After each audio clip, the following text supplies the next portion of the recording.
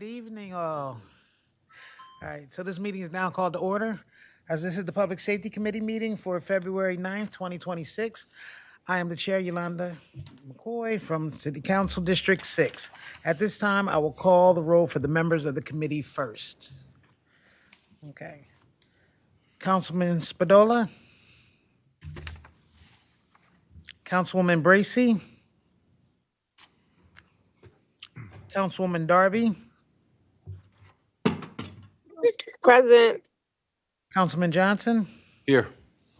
Councilwoman Oliver. President Congo. Okay. Madam Chair, Councilwoman Bracy has joined. Okay. All right. I saying Councilwoman Bracy. Here. All right, thank you. Are there any other council persons on Zoom? Okay. All right. As well, thank you all for attending. We actually have an adjusted agenda, so revised agenda notice for today. We have 4 actual pieces of legislation on the agenda with a presentation at the end. So I would like to state the very first ordinance on here is ordinance 26-004, an ordinance to establish a temporary moratorium on smoke shops within the city of Wilmington, and the sponsor is Councilman Johnson.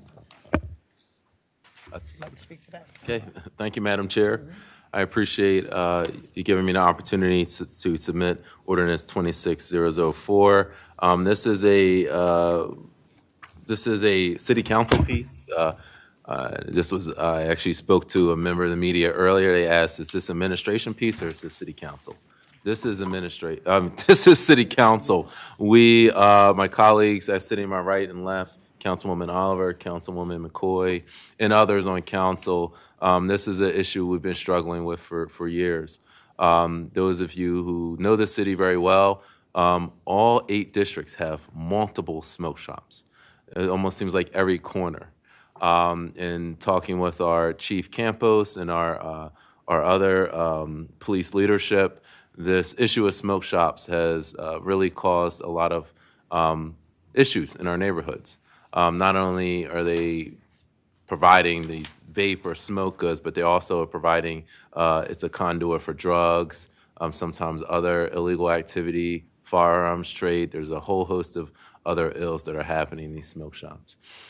So unfortunately, our brothers and sisters in the General Assembly have not quite yet grappled with how to deal with smoke shops. So we're taking the lead, as other jurisdictions have done, and really looking to kind of slow down and assess how do we even license these establishments.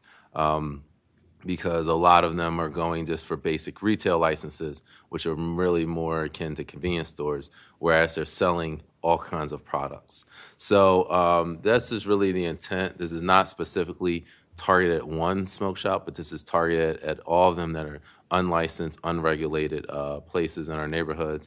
And it's really, it's again, focusing on safety. Safety is number one, the priority of this council, and we're doing everything we can to make sure all Wilmingtonians are safe, especially the youth who frequent these establishments, are able to get their hands on all kinds of products. And, you know, the thing is, the question is brought up about, say, tobacco stores. This does not affect them. This is, again, aimed at smoke shops. And in 1 year is so that L&I can conduct an equity impact assessment so that we're able to take a look at how do we even license these establishments. Because under current city code, we have tobacco shop licenses, we have retail licenses. We don't have smoke shop licenses. So in this year, we hope to find out and really work how do we even define what a smoke shop is, because it's not as easy as I even originally thought, talking to our policy teams and other jurisdictions are dealing with. So really this is, again, this is something that everyone on the council, I believe, is supportive of, and we need to not only make sure this happens, but we need to make sure those that are existing, that are good shops, continue to operate, but those that are bad shops and selling illegal drugs are cracked down on. Okay. I can entertain any questions. Councilwoman Oliver? Yes, Madam Chair. I'd like to be a co-sponsor I've spoken to Councilman Johnson about this. I am very impressed with this piece of legislation. I've talked to law enforcement. I've talked to the mayor. I've spoken to my council members about the smoke shops in the 3rd District that are selling illegal drugs and just overpriced and just doing things that they're not registered to do. You know, selling marijuana, selling things that are prescribed from the doctors, and it's just not fair that any smoke shop or any business should be selling things in our community that's illegal. And once they heard about the marijuana law, they just start popping up everywhere. And I was pleased when Councilman McCoy had put in a legislation about the cigarettes or tobacco to be in back of the counter and not in the front. Should not be the first thing you see as soon as you come in the store. And some of the smoke shops are still have the tobacco as soon as you come in the store. And I'm just glad that Mr. Johnson, Councilmember Johnson, has brought this to light because the smoke shops have popped up everywhere. And they're doing more than just selling candy in these stores. And I'm just glad that you brought this to attention. And I'm glad that the WPD has ran up in a couple of these smoke shops and have shut them down or has warned them and other things, and I appreciate it. This is a very important piece that people don't pay attention to, and you wonder why the police, you wonder why you see these corner stores and it's a whole bunch of traffic outside the stores and all that, and it's not fair to the communities, the underserved communities, to have all these smoke shops popping up. So I'm looking forward to this moratorium, and this is overdue. So thank you, Councilmember Johnson, for bringing this to light. We've had 100 conversations about it. And I know in the 3rd District, I mean, as I stated, I want to reiterate, and I haven't bit my tongue about this because I have been to the AG's office, I've been to the mayor's office, I've had conversations with my council members that I had people from my district who have went in these corner stores and came to the meeting and have shown me illegal marijuana or illegal opioid pills, and it's very bothering. So I'm proud to be a sponsor of this. Chris Johnson, Councilman, you've done a fantastic job with this piece of legislation, and kudos to Councilman Johnson for taking the lead and, you know, walking through your community and recognizing what has been a swamp of issues in my community. Thank you so much. Thank you, Councilwoman Oliver. I'd like to acknowledge Councilman Owens and Councilman Spadola who have joined the meeting. All right, so I actually had something to state. I didn't know whether or not my colleague, did you? Okay. All right, so when it comes to the moratorium, this is something I had spoken to my colleague about. I'm so glad that he had moved forward on it because this is something that I felt needed to be addressed as well.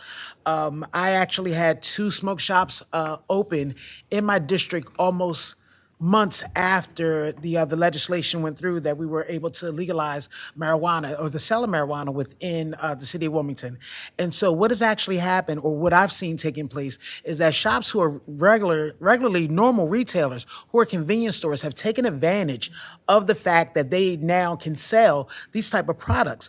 And because of the fact that there is no real laws or limitations on who's able to get these products or how they're able to sell them, as long as they're not selling actual cannabis, they're selling these laced products to our children in these retail stores. So I'm so glad that now when it comes to the moratorium, we cannot do anything about smoke shops who are actually already open, and if they are doing things legally, it is what it is. This is a moratorium stating that we need to halt any additional smoke shops, as we need to figure out what the impact is on the city of Wilmington. We want to make certain that, the stores that are actually opening are doing things in decency and order, and that they are not permitting our children to get candies or drinks or anything else that may alter their behaviors or their moods. So I am so glad that you went ahead and moved forward with this. And if there was any other questions or from my colleagues about the moratorium? No? Okay. Councilman Owens. Thank you, Council Chair. To the sponsor, just a few quick questions. The actual being able to enforce this and making sure that unintended consequences don't happen, which means more smoke shops pop up in the city. You have down here that Department of Land Use and Planning is going to be the individuals who are going to be overseeing this. Is this correct?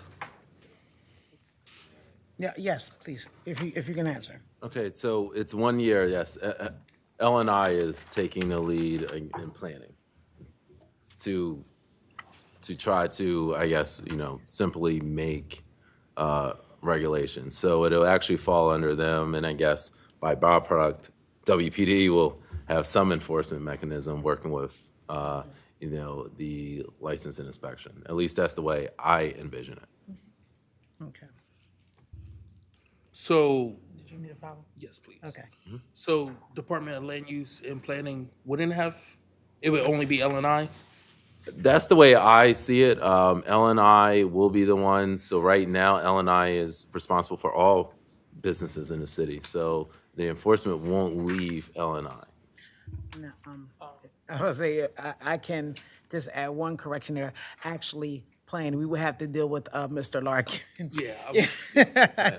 Yeah. So planning, I say, is the business aspect. Yeah, So Land yes. Use and Planning. Yep. All right. That's what I thought. Oh, sorry, Madam Chair, can I? Oh yeah, you may follow. Because in here it says Department of Land Use and Planning. I just wanted to make sure. I know they already have a very heavy load. Have you been able to have conversations with them about their capacity to make sure that this happens? Because I know, not speaking for any other district, but I know that there's an ongoing issue because the oversight wasn't there when it came to issuing these licenses. And it seems as though they continue to issue licenses for businesses that are either violating what they originally intended those licenses to be. And this is Are you able to answer? yes. Okay. So the actual implementation. This is why L&I.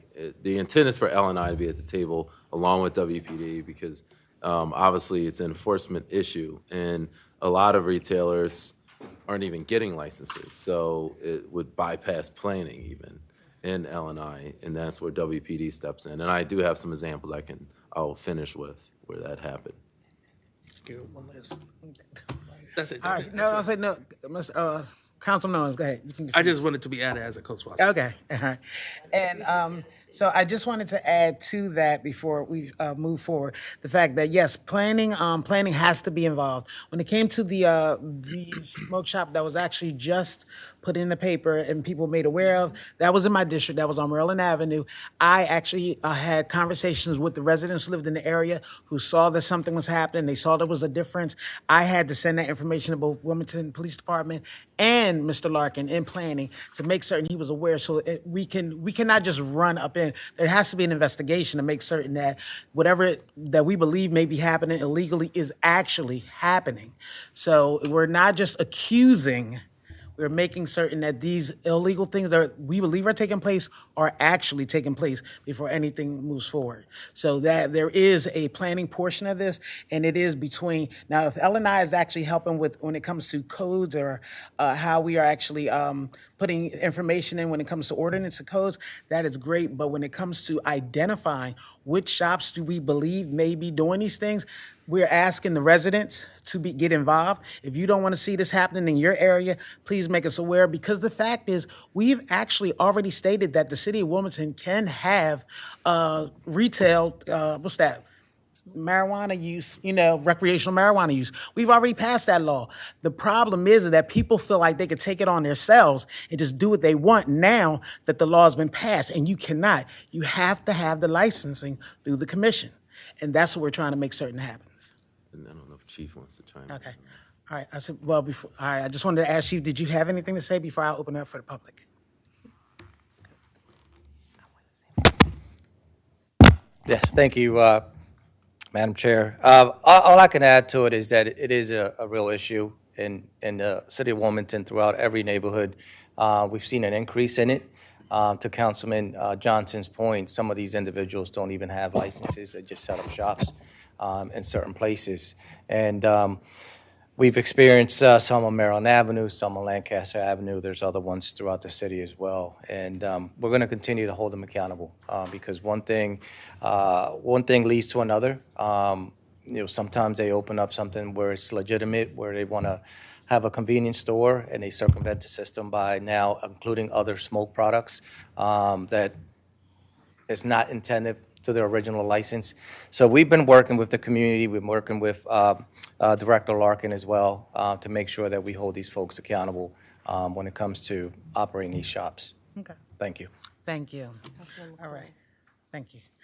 Okay, so, all right, Councilman Oliver. I had my hand up, I'm sorry. Thank you, Madam Chair. Just hit on something, I think Councilman Johnson, someone just hit on something regarding these corner stores and these smoke shops. And I know it's Councilman McCoy. I appreciate you saying the community needs to get involved, and that's how I was able to identify several in my district from the Civic Association meetings. And I'd like to give kudos to Wilmington PD for running in several of them in the 3rd District, doing not just, as you stated, they think they could just take it on their shoulder. And I used to always talk to Chris about it. He was telling me Councilman Johnson, how was many of them popping up in his district. But I'd like to thank Wilmington PD for running in at least 2 in my district who were doing things they shouldn't be doing. And I mean, I believe this wholeheartedly. If you see something, say something. If you go in the corner store and you see them doing something behind the counter besides selling their regular corner store items, feel free to call Wilmington PD, because I know my Civic Association did. And I'd like to thank the Wilmington PD, Chief Campos, Bowers, and all his staff for helping us out. And it's a long journey, it's not over, but they should not be taking advantage of any district, I don't care what district it is, coming in, selling these items, making money, and it's illegal. Thank you so much. Thank you. Oh, I would like to acknowledge President Congo has joined us. Okay, so I would like to open it up for public comment. And this is going to be to the ordinance 26-004 about the moratorium on smoke shops. I have Cliff Howe. Oh, I'm sorry. Did you want to speak to this? Okay. Okay. All right. So then, Ms. Miller, if you wouldn't mind coming to the mic, stating your name. Cheyenne Miller, 7th District, Homes Campaign, Working Families Power. This is a great ordinance to regulate smoke shops, but that's not why I was coming here tonight. We were given about 2 or 3 days notice of the cancellation of the item on loitering. And so I'm pretty sure there's quite a few people here who are actually here to speak to the loitering ordinance. And I'm going to actually speak to that loitering ordinance. I've been reaching out to you, Chris Johnson. I've been calling, I've been emailing. I can refer my comments to you if that's better. Yes. I've been reaching out to Chris Johnson, and I've been trying to get a hold of him. And I think I've been reaching out since maybe Thanksgiving, since the loitering ordinance came out. And I'm really frustrated that I didn't get any word back. I'm hoping that we can talk at some point soon. I did get an email from you, and I didn't receive it until today, but I think you sent it sometime late last week about talking about this loitering ordinance. I'm opposed to it, fully. This loitering ordinance is going to amount to essentially stop and frisk. It is essential that we do not do that in the city of Wilmington. I know that there's a point in the ordinance that says it does not want to impact the people who are experiencing homelessness. That is not the way that this ordinance is going to play out. And so I'm really hoping that you're willing to remove it, even though I know you're speaking to another thing tonight, and that's what's important and on the agenda. It is a little frustrating because a lot of people did not realize that you were going to pull this last minute, and so they showed up tonight to do their job as constituents to say how they feel about this ordinance. So I know that there may be some people who come up behind me who are willing to speak to that ordinance, or maybe willing to speak to whatever it is they came out here for. I hope they get the respect to be able to speak to that issue. But I'm here to say that I oppose it. I really, really would love it if you could return my phone calls. I know it's a little difficult. We all working during the day and whatnot, so it would be nice if we could hear back. But the way that you have that ordinance written up, it is going to negatively impact all communities. It's not just going to negatively impact the homeless. It's going to negatively impact anybody who is sitting outside. The ordinance is written in a way where it literally says that if you look like you are going to commit a crime, that someone could hit you with a loitering fine or with arrest. People who look like they're going to commit a crime tend to end up being pegged as, all black people, all Latino people, anybody with brown skin. We don't want that in our neighborhoods. We do understand that there are people who are hanging out at some of these smoke shops, people are hanging out these corner stores that are not up to any good. I have faith that the police officers can walk up to someone and have a conversation with them. If they feel like they can't walk up to somebody and have a conversation with them because of the fact that there is a settlement, then we need to be talking about training for our police officers better. So it's just important that we know that this is one of these issues that people are here to speak to. I hope people that want to speak have the chance and the opportunity to speak to this issue, even if it is not on the agenda for tonight. Okay, thank you. I just wanted to make a statement first. I just want to say thank you, Ms. Miller, for bringing that to our attention. Although it is not on the agenda, I will allow people to speak to it, but only after we've gone through our agenda items, okay? But I will allow people to make public comment about it after our agenda items, all right? I don't believe it's a 2 or 3 hour agenda. We only have two more ordinances in a presentation. Okay. All right, and did you need to speak to this? Yes, so in just brief, similar to Councilwoman McCoy, we did have, as Chief Campos said, a shop in the 7th District that the community did an outstanding job of alerting and, allowing us to collect intel. And the shop was, through the intel and the community engagement, we were able to shut the shop down. That was in December. They were selling illegal products. Now there's a for lease sign there. So again, it's being responsive to community. And actually the mayor saw the shop himself and said, hey, how did this shop get there? So again, hats off to community for engaging. This is a piece that, as Council Member Owen said, once we hopefully pass this, we then have to implement actually creating a licensing scheme for this piece of legislation. So I'm looking forward to it and getting the communication out there, working with Director Larkin and the police department. Okay. All right. I said, well, thank you so much. And please, Kendra, if you can add me as a co-sponsor. If there's anyone in the public who would like to speak to the moratorium, you can please come to the podium. Okay. All right, then, since we are actually finished with that ordinance, when will that go to the full floor, Kendra? No, I think Council Member. Oh, No, I was waiting for my. yeah, I know. I'm just trying to get the information. Not, okay. February 19th? All right. All right, so we will be, we'll get a chance to vote on this on the full floor on our next council meeting, February 19th.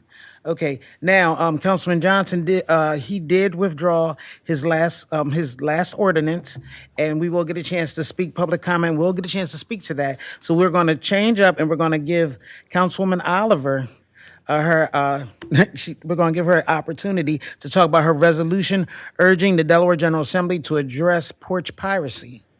Thank you, Madam Chair, I'm sorry. Yes, this resolution is urging the Delaware Assembly to address the porch piracy.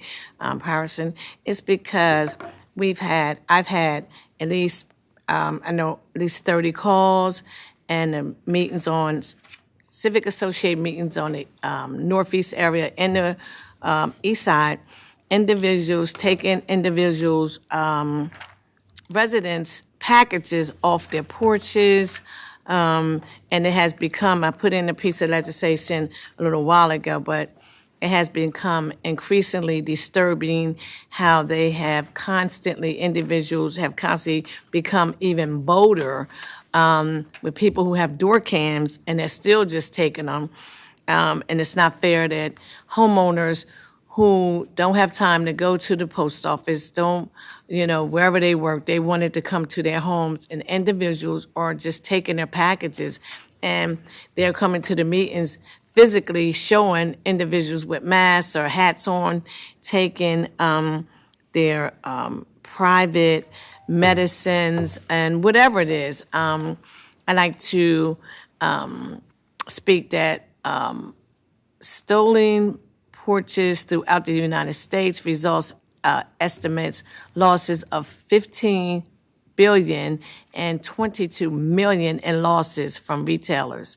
Also, you estimate about 12% of victims of packages theft actually are reported to law enforcement.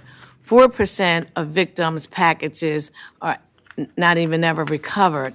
And so some people, such as myself, have just taken losses because you don't follow up. You send an email to whatever company you ordered it from. If you get busy, if it's not a lot, you just let it go. But it's unfair that individuals are taking people's packages. So now I sent this to Dover. Now Dover is in the process of passing this bill, and I'm looking forward to the General Assembly 152 session introducing this legislation, Bill 50, to encourage the porch private carrying bill to be a final vote. So it was down there, it wasn't passed, I'm sorry, and I encouraged it, and I'm encouraging it again to be passed. This legislation is similar to previous inducted to the House, Bill 50. So, we've been going back and forth. They've been going back and forth down there in the General Assembly. I would like to see this bill pass. So individuals, it will be some type of penalty. And it's just not fair that, you're ordering stuff and people are just taking packages. So this is a pet peeve of mine, and I'm looking forward to getting this passed. Okay. All right, Councilman Johnson. I was supportive of this last time, and I'm supportive again. I think this, again, we talk about justice issues. This is something where obviously there is a crime on the books, theft. You can have it under 1,500, over 1,500. The problem is the behavior is not discouraged enough. Again, never one for incarceration, but there is in society, there has to be some a carrot that discourages people from doing this. We've all been victimized by this, and this is what's driving people out of the city. If you talk to residents, neighbors, it's the quality of life stuff. It's not violent crime. We've worked drastically to reduce that with the police department, but it's these quality of life stuff. So I hope the General Assembly, again, helps us, and then also it involves the community, more ring cameras, more just being aware of what's going on so we can catch the individuals who do it and figure out what's going wrong in their life, working with social services to figure out how we can get the person out of that behavior. So it's a really good piece. Okay, thank you. All right, were there any other questions? All right, Councilman Owens? Thank you, Madam Chair. To the sponsor, just a quick question. Has there been a bill introduced already currently in this session in regards to this? Yes, it was in this session, but it was just encouraging the General Assembly to take action on it because we had so many people come in, talking about their packages being stolen. And this particular legislation is encouraging the General Assembly to put some type of fines or maybe some type of imprisonment or whatever. And I'm not one to even get into imprisonment, but one thing that was brought to my attention this time, which wasn't before, is how many people, seniors, prescriptions have been stolen and due to the federal government nationally taking away Medicaid and Medicare. So if a senior is ordering medication and medical supplies, a lot of seniors' medicine and medical supplies are being stolen, and people just throw it away, and they don't realize how important it is to seniors. And like I said, with things happening on a national level with Medicaid and Medicare, people need to stop just taking people's packages that not theirs. Okay, you need to follow? Yeah, I was talking about, was there a bill down in like Dover this session? Because I know every 2 years they switch over. So if you're talking about an old bill, that new HB 50 may be assigned to like something else right now. It rotates after every 2 years. No, it's one down there now. Mimi had called it. It's one down there now. that they're working on. That's why Kendra- I'm sending this to encourage to say I support it. All right, I said, well, let me allow Kendra to state something. Yeah, I will say that the resolution is in reference to HB 50, which was the previous session.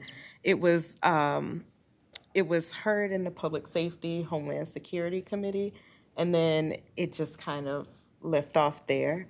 So there may be something in the works at this point, but not yet. Okay, I just wanted to add also that we are in the 153rd session. So this is a resolution trying to encourage them to move forward on it again. And excuse me, I'll follow up. So I did speak with Mimi, and she said they're working on something now. That's why I'm sending it. Okay, in. thank you. All right, was there any, yes, you may. Just real quick, and since the chief is here, sorry to put you on the spot. Maybe you can answer this question. Is stealing mail already illegal? Wait a minute, Chief Campos, I must we ask questions to the chief. Chief, are you able to answer that question? Yes. Okay, all right, please. Yes, good evening again. The question is, can you repeat it? Is stealing mail illegal? Yes, stealing anything is illegal. But, and not to simplify, but there is, we do investigate it, and we do work with the Postal Service. They have inspectors that specifically investigate these types of crimes, especially when someone is stealing mail out of a mailbox. I have an example of when I was a captain, looking into several mailboxes that were broken into in our senior homes on Delaware Avenue. But those type of investigations, we can investigate them, but we also refer them to the postal inspector to follow up as well. All right, thank you, Chief. All right, so, is there any other questions from my colleagues? All right, is there anyone from the public who has a comment toward this resolution about the porch piracy? Madam Chair, Okay, Madam Chair. okay, okay. That's why I came here. All right, so, with nothing else, this resolution, will this be also on the February 19th? Okay, so with nothing else, this resolution will be going to the full council floor on February 19th to be voted on. Okay, we have another ordinance. Hold up. All right. Ordinance number, no, I'm sorry, it's a resolution. Resolution in support of House Substitute 1 for House Bill 94, which is House Substitute 1 for House Bill, wait a minute. It's repetitive. All right, as a restricting law enforcement from cooperating with federal agencies, conducting civil immigration enforcement activities at child-serving entities, places of worship, or healthcare facilities without permission from the Attorney General. And I have Chair, may I be Councilman Owens, are excused? you going to be speaking to this matter? Madam Chair, may I be excused? Yes, you may be excused. Yes, thank you, Madam Chair. So currently, right now, we are seeing what is going on all throughout this nation when it comes to actions by ICE. The Delaware General Assembly has been working extremely hard to make sure that we're protecting everyone who lives here in the state of Delaware, and they have proposed a bill to make sure that if there is going to be warrants served or any actions taken, that they're coordinated with our state attorney general. From my understanding, the attorney general is on board with this legislation. But again, it creates areas that are off limit for ICE agents to go into. That is children serving entities. That includes schools, community centers, without the proper coordination with our state attorney general and local law enforcement. Places of worship, healthcare facilities. And again, this is all things that will be, again, protected unless it's coordinated with our state attorney general, who is currently Kathy Jennings. And this resolution is in support of this, again, taking steps towards our long civil rights roots here in the city of Wilmington of standing up for all our residents. Okay, thank you. Do any of my colleagues have anything to say about this resolution? No questions? All right. Any questions from the public concerning this resolution? I have a comment. Oh, you have a comment? Oh, please. If you come to the podium and state your name. Hi, my name's Carrie Toss Kirby. I live in Ellesmere, but I've been doing a lot of advocacy work for our immigrant neighbors, and in full support of this resolution. We've been in contact with Senator Siegfried down at the General Assembly, and hopefully he'll be bringing forth some stronger legislation as well. I just wanted to speak to the fact that last week was a pretty horrible week for many of our neighbors in Delaware. Down in Georgetown, we've been seeing an influx of ICE agents, and they've been particularly targeting La Red, which is a healthcare center where folks who don't have a lot of money go to seek health care. I myself work for AmeriHealth, and that's a Medicaid provider in this state, if you do not know that.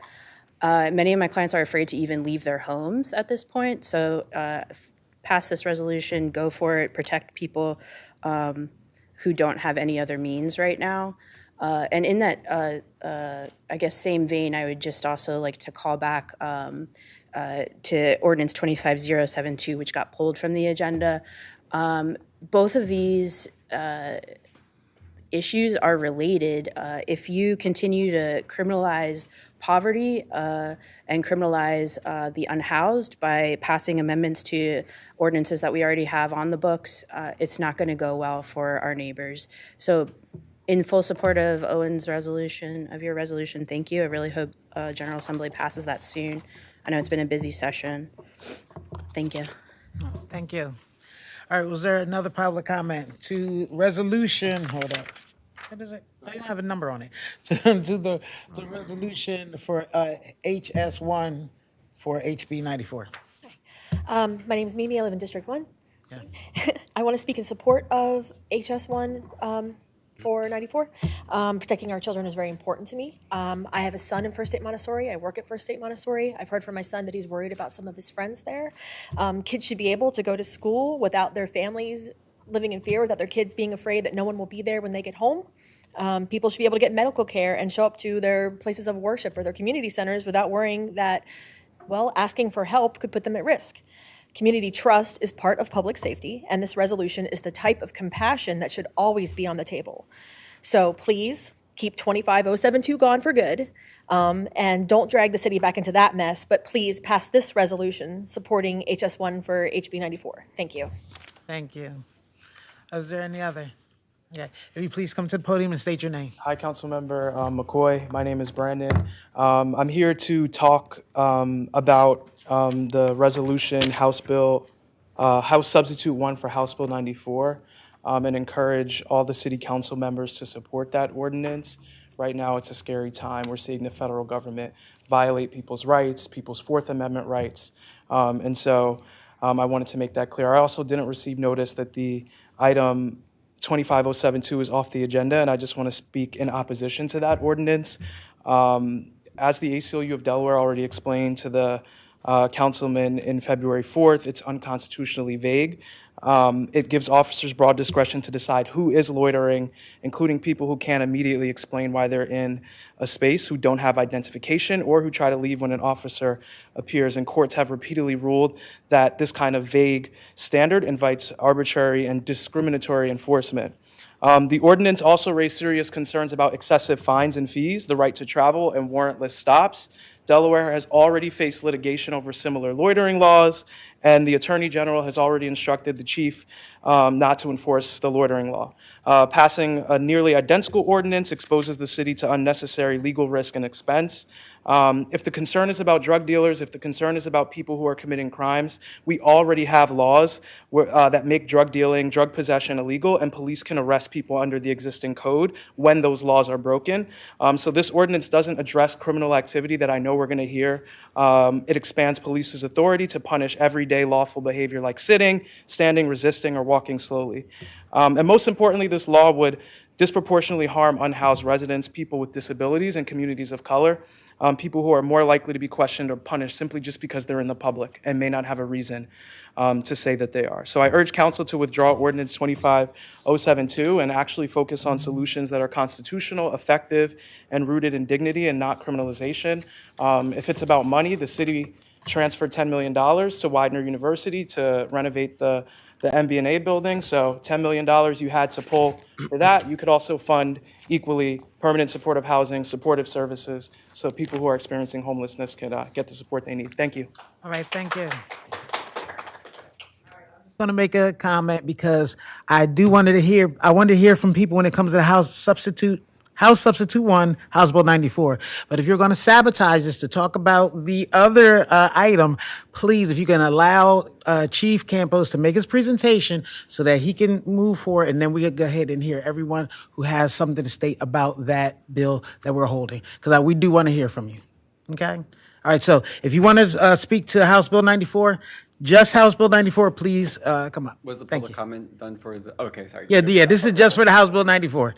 I said, yes, please come forward and please state your name. Oh, no, go ahead. Okay, thank you. My name is Rob Porter, North Wilmington. Okay. I just wanted to speak in support of this and ask that the council continue to support strong local laws to protect us for federal overreach. In the data available from the federal government, nearly half of the arrests are for people with no convictions and no charges, and also a great number of U.S. citizens with no sort of issue with immigration at all are caught up in the dragnet, and we count on our local politicians to protect us from that. That is our most important role here. So I want to thank you for that and support that. Also, please don't get mad. I came in support of the bill that is pushed off. I need to leave, and I can't speak to that. So Okay. thank you. All right. Or in support against the bill. I understand. Thank you, folks. Thank you. All right. Okay, sir, please state your name. House Bill 94. Yes. All My right. name is Christopher Beardsley, running for U.S. Senate in Delaware. Wanted to say this week that the DHS funding is being considered by the U.S. Congress, and we want to say that their failure to enact any reasonable measures to withhold ICE has left it to the local politicians to fill in the gaps, and so we appreciate Councilman Owen stepping in when the federal action is not taking the appropriate steps to maintain state sovereignty and the lives of Delawareans. We remember that Councilwoman Sinead Darby passed an Novello resolution which stopped ICE transfers through those programs, and we've been working with Delaware Stop Novello Coalition to also put pressure on the Delaware River Bay Authority to also not have any contracts with the Dallas Aviation, so we continue to encourage Wilmington City Council to push forward, and we see that ICE and DHS has no respect over the authority of law and over any sovereignty. So anything that we can do to keep ICE out of Delaware, out of our schools, and not harm any of our community members, we encourage that. Thank you so much. Thank you. All right, so there any other, you need someone else to speak to HB 94? Yes, hi, my name is Cliffon Howell. I'm with the United Way of Delaware. We are in support of HB 94. I want to speak specifically to the impact on students. Delaware is in a full-blown literacy crisis. We support this legislation because at a time when we, the United Way, and our partner agencies are working hard to bridge these literacy gaps and improve literacy proficiency, we do not believe children should have the added barrier of traumatic experiences and removal during instructional time. Thank you. Thank you. Is there another? Ma'am, if you wouldn't mind stating your name. Yes. Mary Lou Leader, District 8. I just want to, I can't say it any better than these folks have said it, but I want to raise my voice and join them in supporting House Bill 94. I feel very strongly about this. These are unprecedented times, and frankly, one of the things that's unprecedented is me standing here before you. It's also long overdue, and I have lived here for quite a while. So I just can't speak strongly enough to this. This is our time to stand up for our neighbors, and I think that that's what this bill does. So I don't want to waste any more of your time, and thank you very much. Thank you. I like to say Ms. Leader stated something that is unprecedented times, and I agree, but we've been here before. My first term, I passed Safe Communities, knowing that this was something that we were headed towards, and now that we have that same president back in office, it's escalated. I do want to make certain that I'm put down as a sponsor for this resolution, and if there's anyone else who wanted to speak to it, they can. If not, then I was going to allow Chief Campos to do his presentation, and then whoever else wanted to talk about that other ordinance that we pulled, then they'd be given that opportunity. Madam Chair. Okay, we have one more person to speak the HB. Ethan Finley speaking in support of. I'm sorry, if you wouldn't mind, if you could state your name, please. Oh, yeah, Ethan Finley speaking in support of SB1 for HB 94. Okay. There is no reason anybody should have to fear being kidnapped and sent to prison camps by federal agents and denied due process, and there is certainly no reason for Delaware law enforcement to cooperate with these federal agents. So the scope of this resolution is more narrow than I would like, and I would like to see a much broader resolution to ban Delaware law enforcement cooperation with these raids. It is a step in the right direction. I would also like to say that I am disappointed in the tabling of item 25072, as I was also here to speak in opposition to that. Thank you. Okay, thank you.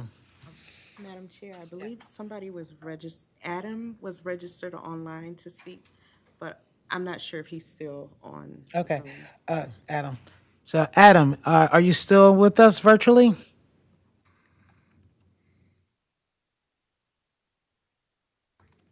Yes. Would you please raise your hand, Adam?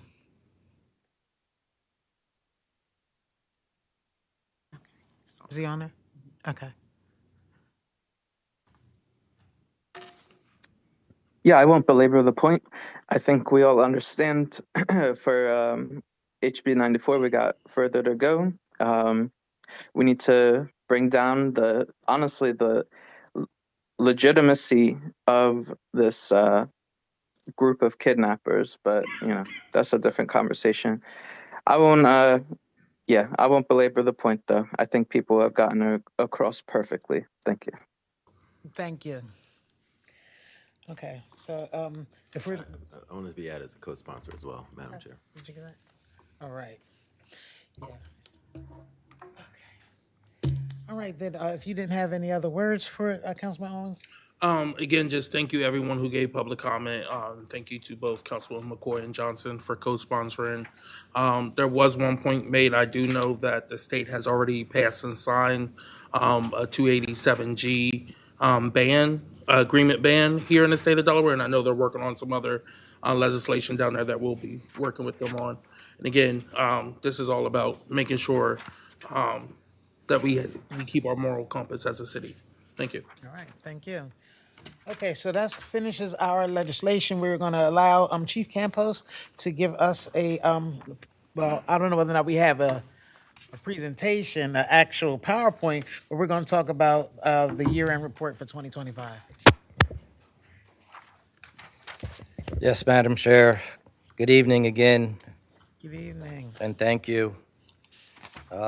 I wonder if you can put that 5-minute time limit up there too, so that I can try to get this done in 5 minutes so I don't hold all these folks up. You know I can get long-winded. So before... These are the things these are great numbers, and we really want to hear about these great numbers.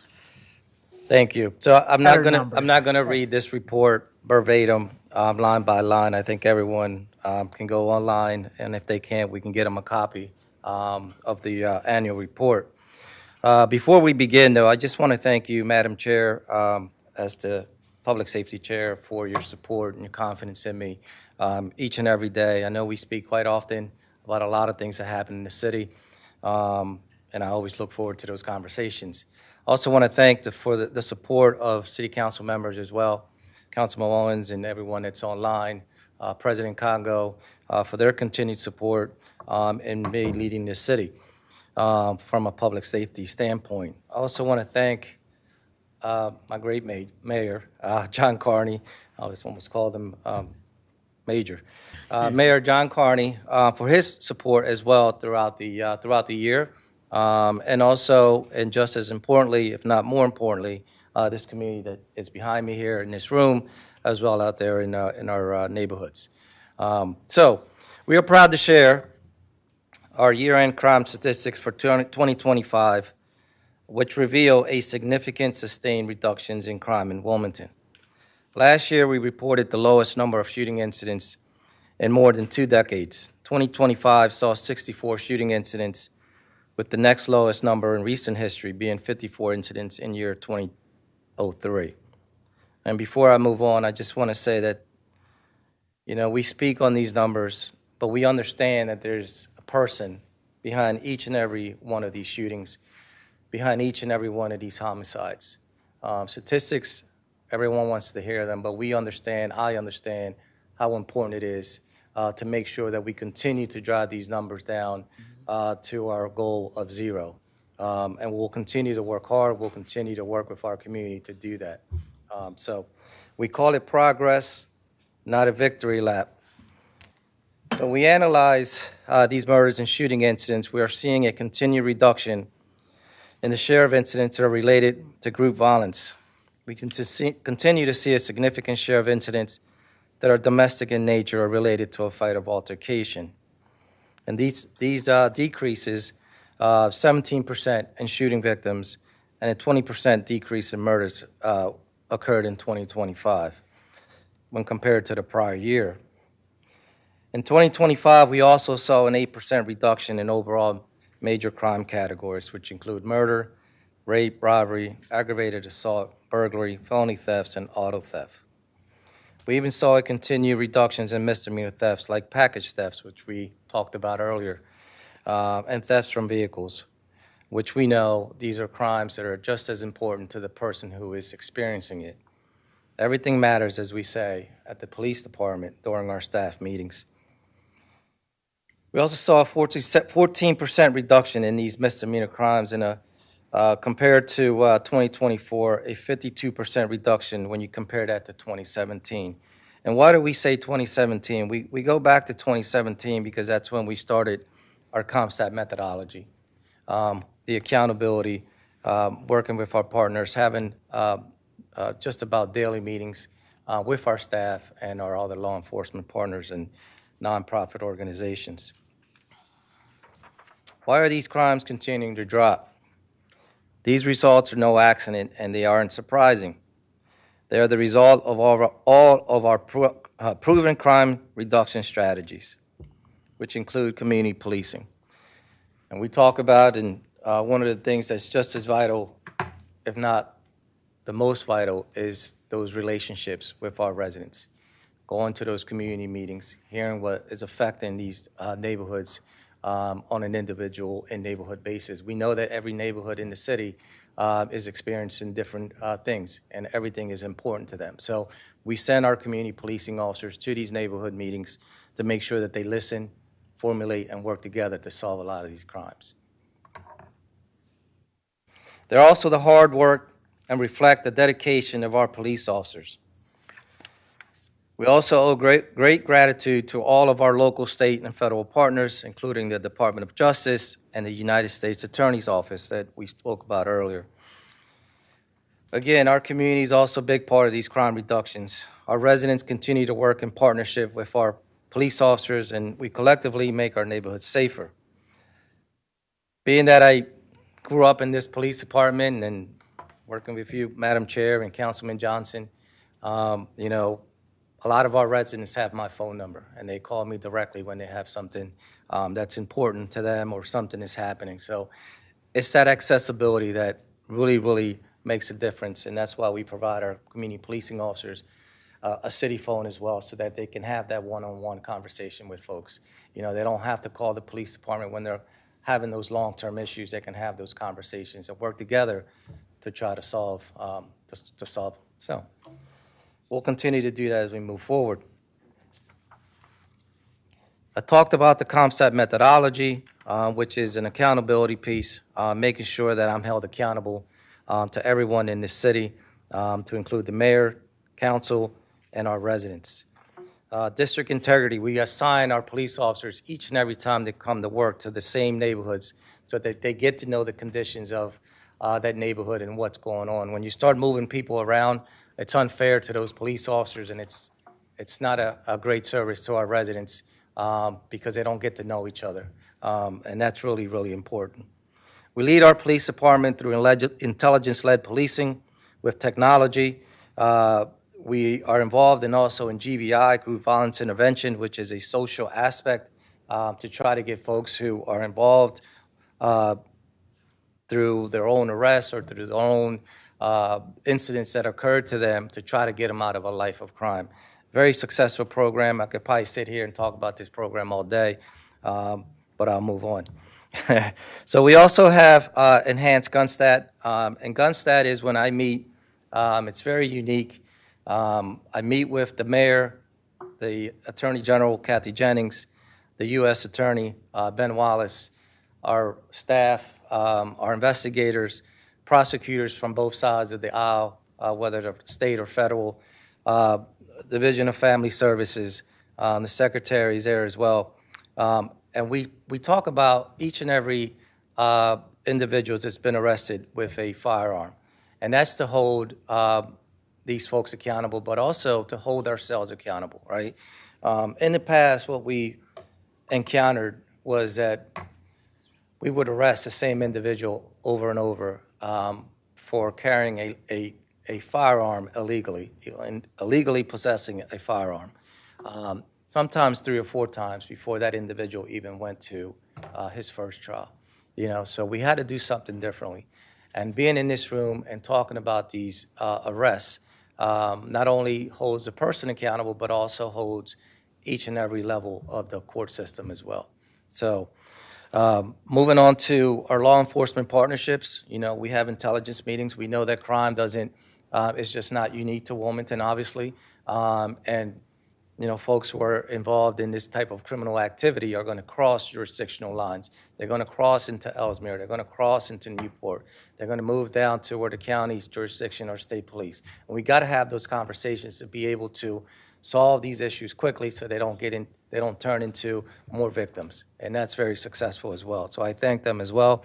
And our community partnerships, working with Tracy Murphy, who's here, working with these other different organizations, that's critical. That's critical to bring them to the table and listen to them as well of what's going on out there. So those are our strategies, and that's what's moving this needle in the right direction. But as I mentioned earlier, it's not a victory lap. These are numbers that are heading in the right direction, and we're going to continue doing that. I also want to talk about some other initiatives that we're really proud of in 2025, as you know, and you guys are a big supporter of the Partners in Care Co-Responder Program, which has now served over 750 individuals and families since the program began just 2 years ago. Last year, I think it was over close to 300 or 400 people that were served as well. We're going to continue that. That's a wonderful program where we have mental health clinicians through a partnership with Christiana Care, paired with our police officers who have advanced training in crisis intervention, to be able to go out and answer calls for service when it comes to mental health, when it comes to addiction, and then when they're not answering those calls for service, they're out doing a lot of the social work, trying to get people, the unhoused, some resources, and working with them.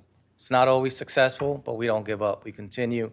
And eventually you see some folks who aren't ready the first time, second or third time, we've been successful and get them some resources. So very critical piece of our strategy.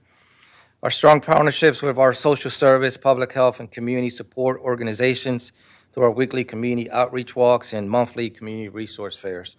So just for the public to know, if you're not aware, we've been doing this for about 5 years now, where every week we choose a different part of the city to do outreach walks. We know that not everyone is going to come to us, so we have to go to them, right? Folks that are on the fringes who may be afraid to come or just don't have the resource to get to us.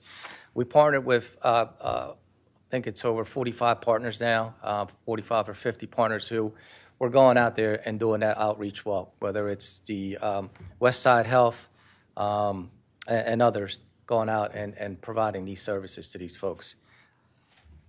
The community resource fairs, we choose one location in a different part of the city where we bring these folks in, these nonprofit organizations, to offer free services to our residents, and that's been very successful. We support our communities through residents to our community engagement unit. We continue to offer our Youth Public Safety Academy and cadet program to help inspire interest in public safety careers among our youth.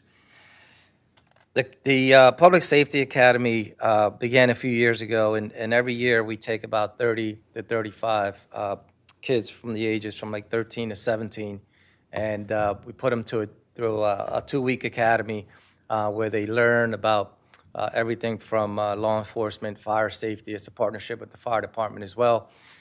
We partner with Chase Bank, who provides the young men and women uniforms, so they almost feel like they're in a police academy setting. They come in every morning. They're dressed the same. They do physical fitness with our police officers. We utilize our school resource officers at that point because they're not in school. It's summertime, so they have additional time. And they mentor these young men and women. They do physical fitness with them. They eat breakfast with them. They teach them about all kinds of safety, whether it's public safety, de-escalation, conflict resolution, how to get along with each other, how to avoid drugs, alcohol, any gang involvement. And it's a great program because when you see them come in, the first day I usually go there and speak to them, and no one is talking to each other, right? No one knows each other. And then by the end of the 2-week program, they're friends for life. And what we do at the end of that 2-week program, we have a graduation for them where we bring their parents in, and it's almost like they're graduating from a police academy. We give them awards, and it's just a really great program, which I would love to expand at some point as well. The cadet program is a program where we bring in kids, usually it's 18 to 21, but we do have a partnership now with Howard High School and their criminal justice program to any students who are interested in being an intern and learning more about public safety. They come in and we offer them a small salary for their efforts. They do learn a lot. A lot of them come in, with not knowing what to expect, and by the time they leave, they sometimes they don't even want to leave. So that's how great it is. All right, so where are we at? Recruitment. Our current academy class is the largest that we've had in years. We drew 213 applications. As you know, recruitment has been an issue for us, not just for the department, for Wilmington, but throughout the country, right? Trying to get people to come back into public safety. And I think we're turning that corner where folks are coming back into our police department and into public safety.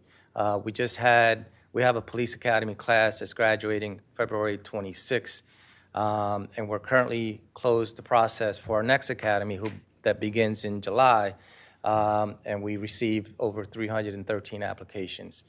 So we're seeing those applications increase, and that interest also increase in public safety. So got a long way to go. Our current strength is 305, and our operational strength, our actual strength is 268, or 278, I'm sorry. Is that correct, Anthony? 278. Yeah. Okay. That's why Anthony's here with me, trying to keep me straight. But yeah, those are the things that we're doing. I also have to mention that we continue, when we're talking about violent crime and people, people die, and sometimes families get frustrated because we can't solve cases quickly enough. These are complicated cases that take time. We have to do things right because we only get one shot at it, right? And I can proudly say that our cold case investigators continue to work on these cases, and we say we never forget any victim because we talk about how important it is that behind that number, behind that murder is a family that's left behind, and we continue to investigate these crimes. And last year, we closed out with 100% aggregate in closing cases. We had 19 cases that were closed with arrests as well. So we continue. We don't forget anyone. It may take us a little bit of time, but we want to make sure that we get it right, not just for the person who was killed, but also for their families that are left behind as well. So that's it in a snapshot. Just want to thank you all for allowing me the time to give this quick presentation overview of what we're doing at the police department. I want to thank my police officers as well. They continue to go out and dedicate themselves to providing the best public safety services to this city. And I can't say how proud I am of them. Even being shorthanded, we're producing these results. And when I'm able finally to get back to full strength, I know that we're going to continue to drive these numbers down and save lives and keep people even safer than what they are right now. So thank you. Thank you. Thank you very much, Chief. Before I ask any of my colleagues for questions or comments, I just want to state thank you. I know that you've only been here just a few years, and I just commend you for taking the tool that your predecessor left, ComStat, and using it along with other things that you brought to the table by returning us back to the community engagement, making certain that we know who our police officers are regularly in our neighborhoods, by introducing partners in care, listening to the things that my council colleagues have brought to your attention, that we cannot arrest our way out of things that are the social ills of what was going on in the city, by making certain that we had the clinicians along with the police officers, the resource walks, the resource fairs. There are many, and also CPSI, which is something that Councilman Oliver is not here, but the three of us actually went to Newark and to try to bring something from another state to see if this is something that could work here within our city. And you worked with them and with us to try to make certain that this pilot program, which I do hope to make permanent and expand it in the city, this is what I envision. This is what I hope for. You're trying to find all these different pillars or focuses to bring them all together. I feel as though the reason why we really couldn't get a lot of things done here within the city is because we may have only done things for a short amount of time or for a short amount of money, and knowing that a lot of things take time and does take the resources more than just a year in order to truly see a difference. I just thank you for the commitment and the patience for making certain that we drive the numbers down. I know it's slow initially, and I thank the city residents for being patient with us. But we don't want to see these things happen to the people and our neighbors. That's all I think of. The whole city is a bunch of neighbors. I want to see these things happen to our neighbors, and so we do ask for their patience, and we ask you to pick up the phone when we call.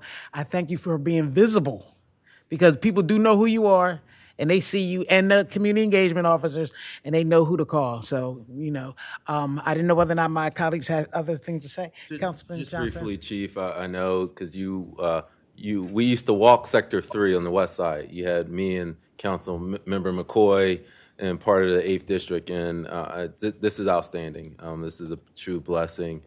We need to continue to empower our community, help make our streets safer, because I think the approach you took was not heavy-handed, but working with the community. I also appreciate you working with me and Councilmember Darby in terms of setting up the Citizen Oversight Board, Advisory Board. I think that's helped, again, get the community involved. So this is outstanding. Partners in Care, again, I'm glad that it's getting used, because that's what difference you hear, a great concern, and all of us at council have, about the unhoused. Partners in Care is meant to address that. So again, I thank you for being responsive, and I think it's really to a testament we can both say is that having that officer in each community meeting, I mean each one. Like, we had a foot of snow, and we had a meeting last week at St. Francis, and you had your community officer Flores there. So like, it's each meeting they're there, and it was a change because for years we never had anybody in a community meeting. So it's great having those officers there, because you're listening to the community complaints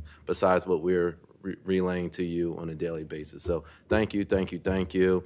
And I'm glad now law enforcement recruits are coming back out. So please let us know in council when we're recruiting for the next class how we can help. Thank you. Thank you. I would like to acknowledge Councilwoman Harley. Councilwoman Harley, did you have a comment? Yes, thank you for the acknowledgement. I just wanted to piggyback off of yourself and Councilmember Johnson, and I'm thanking Chief Campos for the outstanding report that he shared. And I also want to thank him and the officers that are in the 4th District.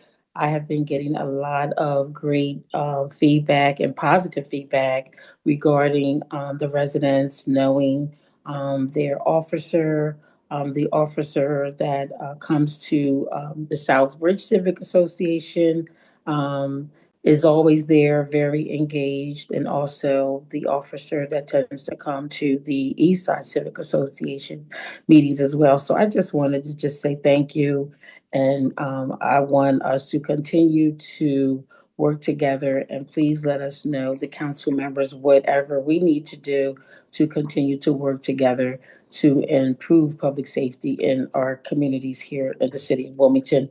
That's all I have, Madam Chair. Thank you. Thank you. Oh, yeah, Councilman Owens. Yeah, Chief Campos, I know I already sent the email to y'all about the report. Y'all did an amazing job this past year, and I thank y'all for that. And I thank y'all for working with us in partnership to continue to better serve this city, right? And I think you, in your role as chief, have done an amazing job coming in when relations in this city wasn't at its best with the police department. I think you've changed that for a lot of community members and how our youth also view our police department as well too. So I want to say thank you for that. I know you're from Wilmington, and that is always just an extra benefit to have that experience of just being from the city that you are now serving. So thank you for that, and thank you to everyone. All right. Thank you, Major. You didn't have anything to add? No. Okay. Appreciate it, though. All right.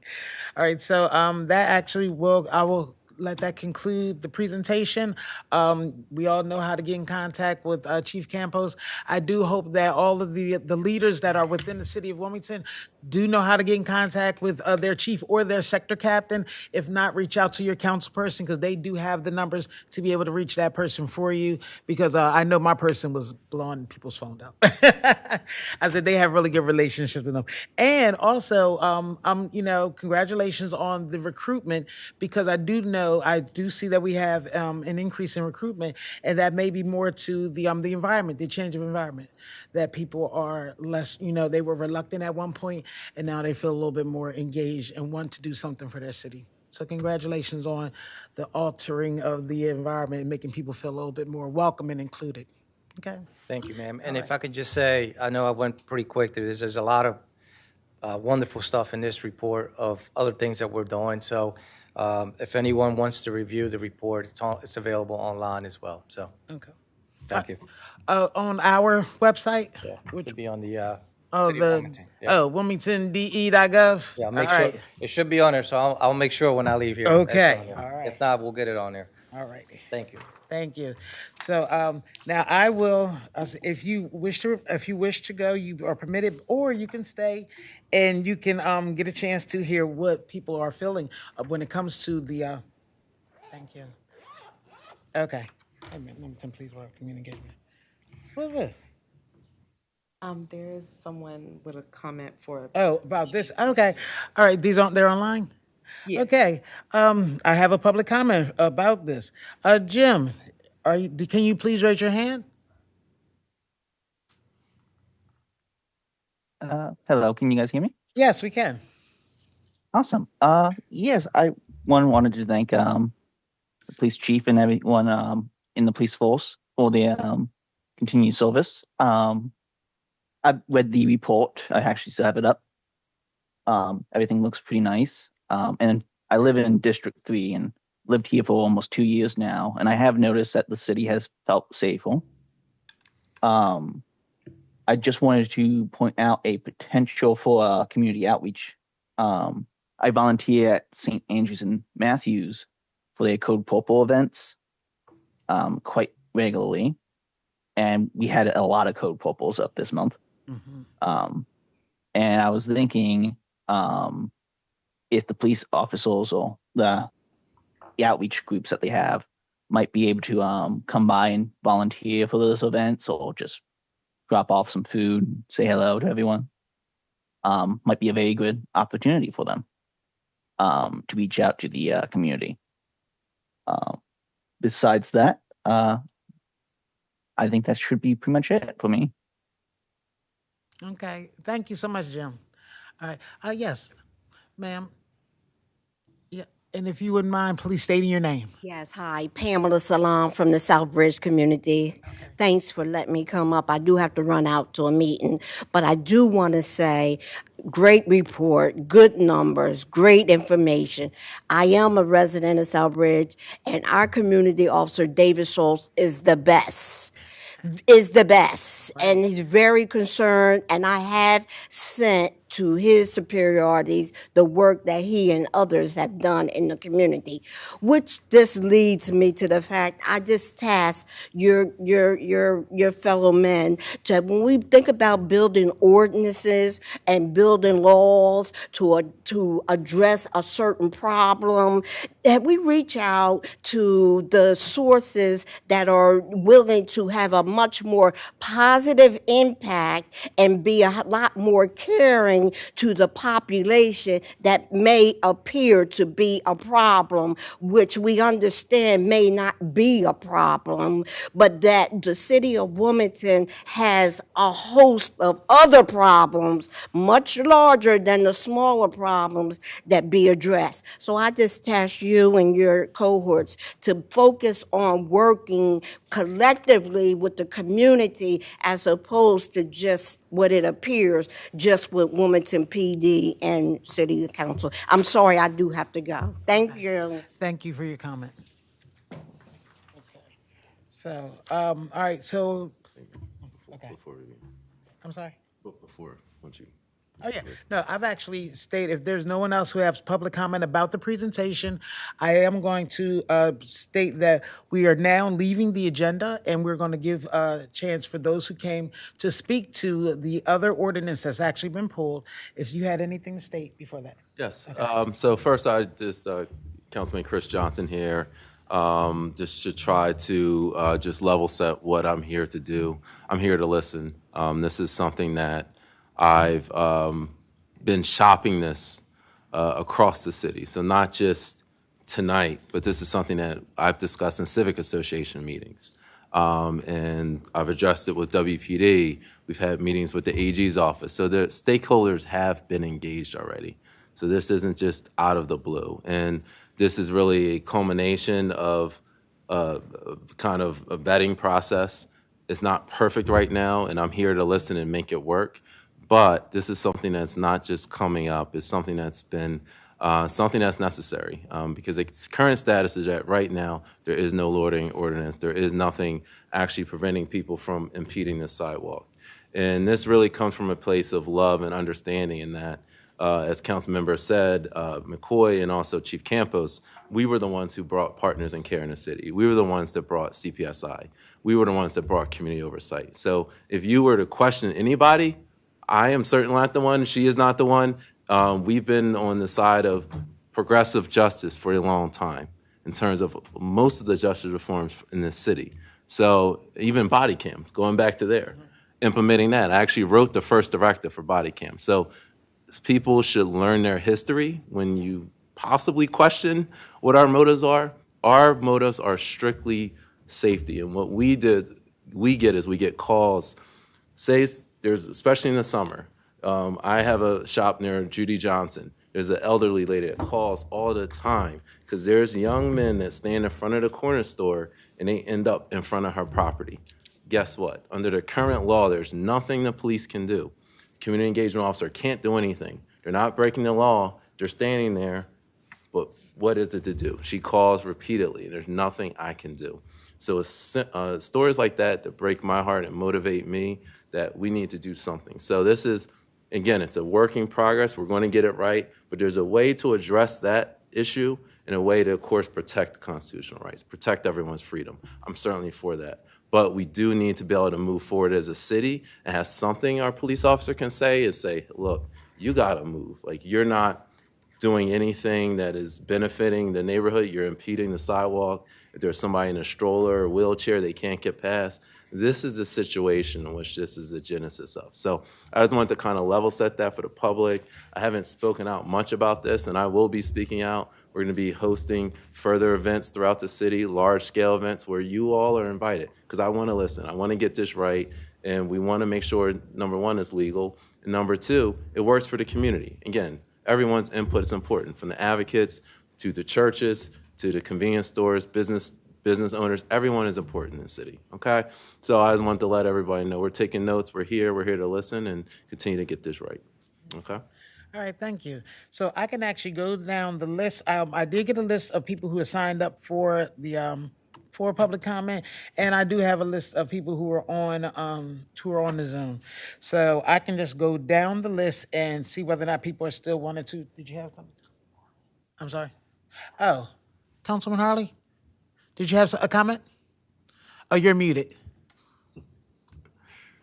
Yes, Madam Chair. I'm sorry about that. My microphone was muted. Real quick before you go to public comment, I just wanted to piggyback off of Council Member Johnson's sentiments in terms of us really, really trying to get this right and wanting to work together and understanding that everyone has a stake in wanting it to be better and also wanting it to be safer. About 2 months ago, we attended a meeting with about 19 business owners from downtown and around downtown Wilmington area, of course. And some of the stories that they were sharing were a little unbelievable as it related to the loitering is turning into bullying, is turning into a number of situations that are becoming a real safety issue. About a week ago, there was a just a person walking downtown and was assaulted by someone that was standing around loitering, and a number of the business owners were basically saying that it's really impeding their business in terms of residents, in terms of visitors wanting to come and do business.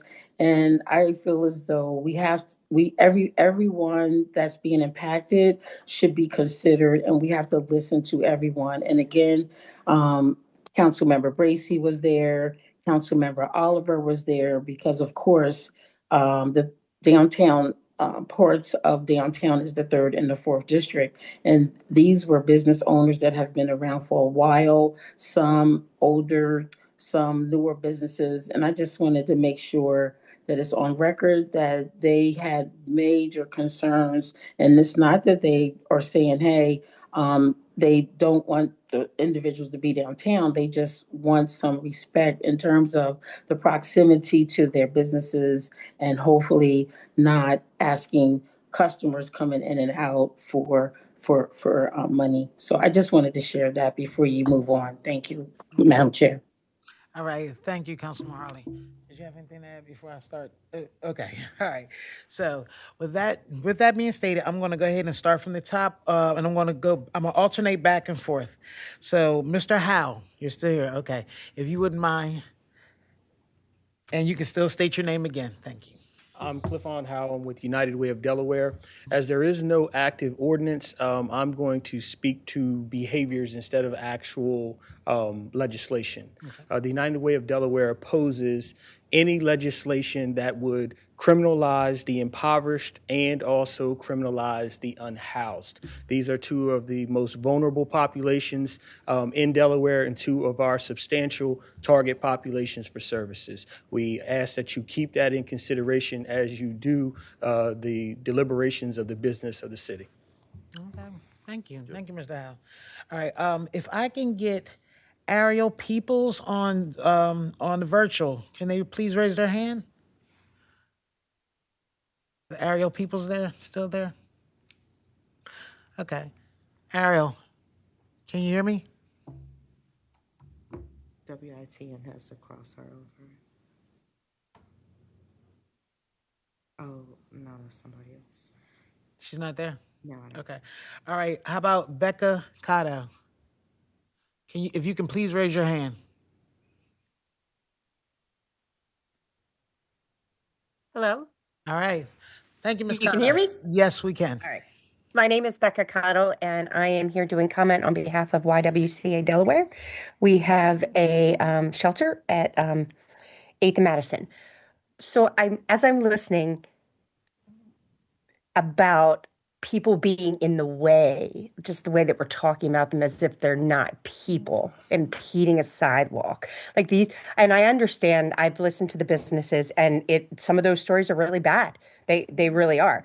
The thing is, we have to address the problem holistically. Until we address poverty, none of any of the laws that we're passing are going to really help society. I mean, people are poor and they're hungry and they don't have a place to live. So thank you for your time. I'll be back when you guys pull this up, but just wanted to share our notes. All right. Thank you, Ms. Carter. All right. I'm going back to the list. I have Maria Seabist. Seabicust? Is she still here? Okay. All right. And I just need you to state your name once again. Sure. I'm Mimi. I'm here again. My last name's Siebelis. I know it's a mouthful. Seabicust. Okay. I am here to oppose this.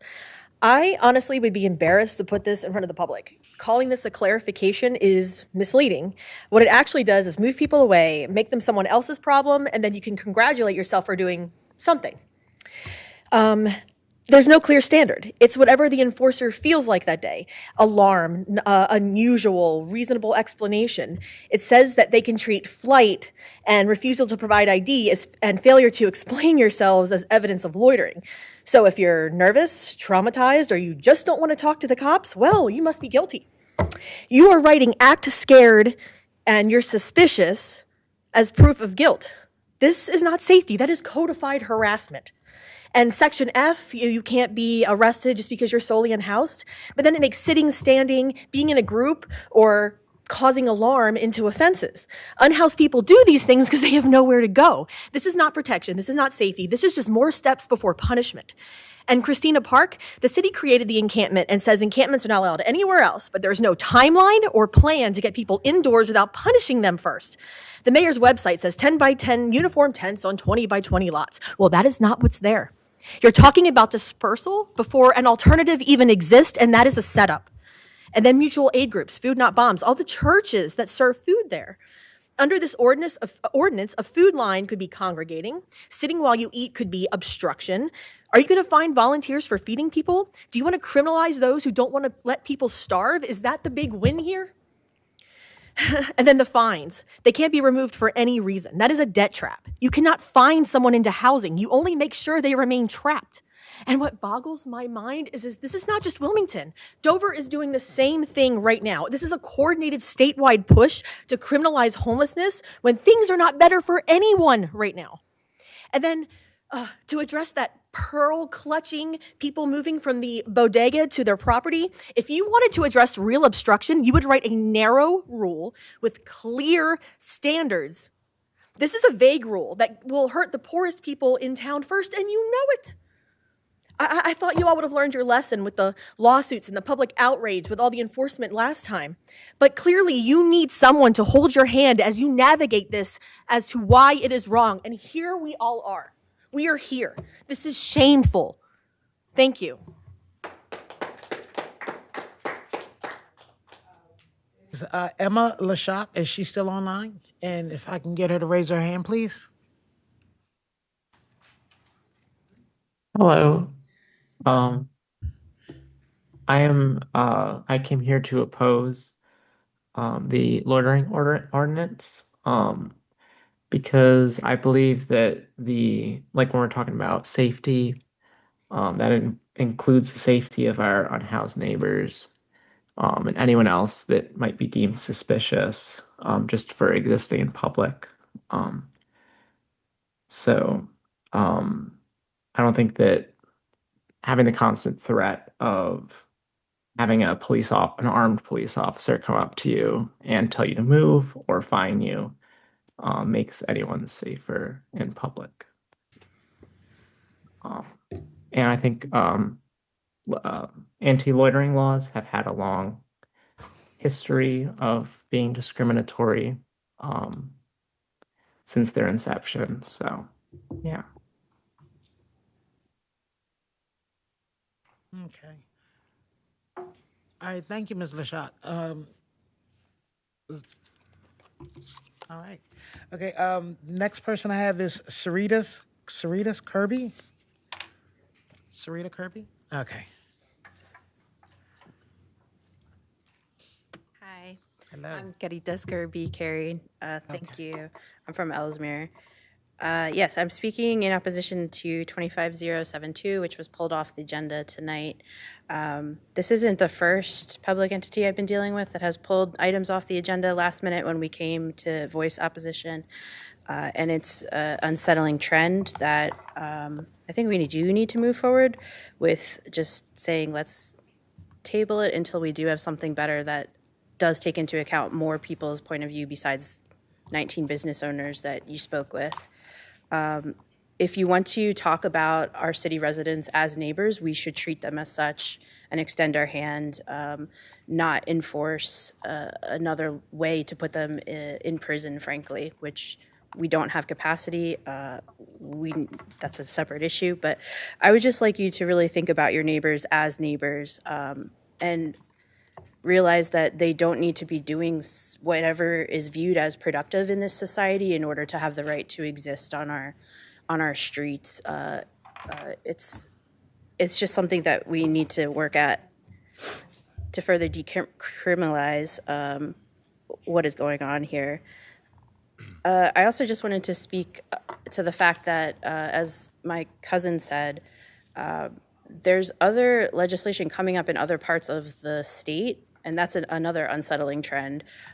Back in the spring of, I think it was spring 2025, the mayor of Ellesmere resigned and was replaced, and then that second mayor started emailing people about supporting another piece of legislation that would criminalize homelessness. And I just found it to be really strange. Like, why aren't we finding other ways to fund the programs that we were just talking about from the report, the community agencies that actually do help people, that give people food, give people housing, clothing, medical attention. Those are some other things we could put our money into. Lastly, I would also just really encourage you to listen to our advocates from the Homes campaign, who are not just our neighbors, but are also researchers, economists, legal experts that have a really great solution to a number of our housing problems here in Wilmington. Thank you. Thank you.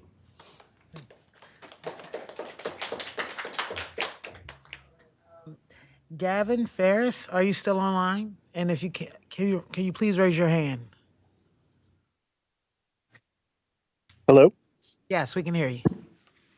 Hello, yes. I also came to speak in opposition to this, but what really strikes me now is the tremendous irony that this body would praise a shift to community policing, community-based policing, which relies on developing trust and understanding with the community, while contemplating a measure that would give the most vulnerable and the most likely to be victims of a crime part of our population more reason to distrust and fear the police.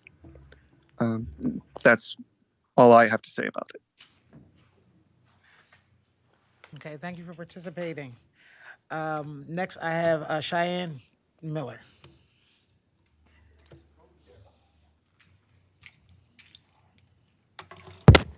I really want to talk to you, man. I'm Cheyenne Miller. I want to talk to you. I sent you some emails. I know you have stuff scheduled at the end of the month. It's great to hear that you've been doing a lot of outreach across the community. I've been doing direct outreach to you. And so again, I really want to talk to you about the ordinance. But just in case I don't really actually get a chance to talk to you, one of the pieces of the ordinance that makes me extremely concerned is the fact that you have a point in here that literally says that if someone is out during a time that a law-abiding citizen would not typically be out, I don't know what exactly that timing would be, but a law-abiding citizen could be out at any time and still be law-abiding. It does seem like that's a little bit broad. It does seem like you could kind of misuse that to assume, what if someone's out during the middle of the day between 9 to 5? A law-abiding citizen could technically be at work. Someone could be leaving a bar at 2 a.m. waiting for their ride outside. We don't know. That could be a law-abiding citizen. Making the assumption that someone is not out during a time when we do not have curfews set here in the city makes it seem like it's a little bit broad. The other thing that's broad in here is the fact that there are pieces of the bill that says that you are out for the purpose of committing several different crimes, those crimes being theft, those crimes being robbing somebody at an ATM, the purpose of committing a crime, how do you know that an individual is out for that purpose if they have not committed that crime? You would only know by looking at them, I assume, which is profiling. You are a civil rights attorney. I'm quite sure you know. You know better than writing this in this bill. This ain't cute. This ain't it. Like, we got to take this out. For the purpose of committing a crime, that is, I mean, them little ACLU people, they would call that constitutionally vague. This is racist. I'm going to call it what it's racist. Like, you got to take that out of there, brother. Like, the other thing you got in here is that if somebody is going to be considered loitering, if they walk away, if they can't provide identification, if they can't provide a reason for why they're there to either the person who is accusing them of loitering, which means an individual, could be a business owner, could be me, could be anybody, or to a cop, or if they try to hide themselves or hide an object, or if they're threatening or using harassing conduct or language. These are really, really broad. And these are set up for us to, again, allow for someone to say that someone is loitering and for you guys to hit somebody with a crime or to hit them with a fine or to be able to hit them with, let's just call it, with arrest. This is frustrating because, again, the way you guys are writing this, it is truly rooted in this stop and frisk mentality, right? I do believe that we have a police force that can have a conversation with someone. If someone is standing somewhere where they don't need to be, they can have that conversation. The way this bill is written, there are no edits that you can make to this bill to make it better. Okay. Drop it. Just drop the bill.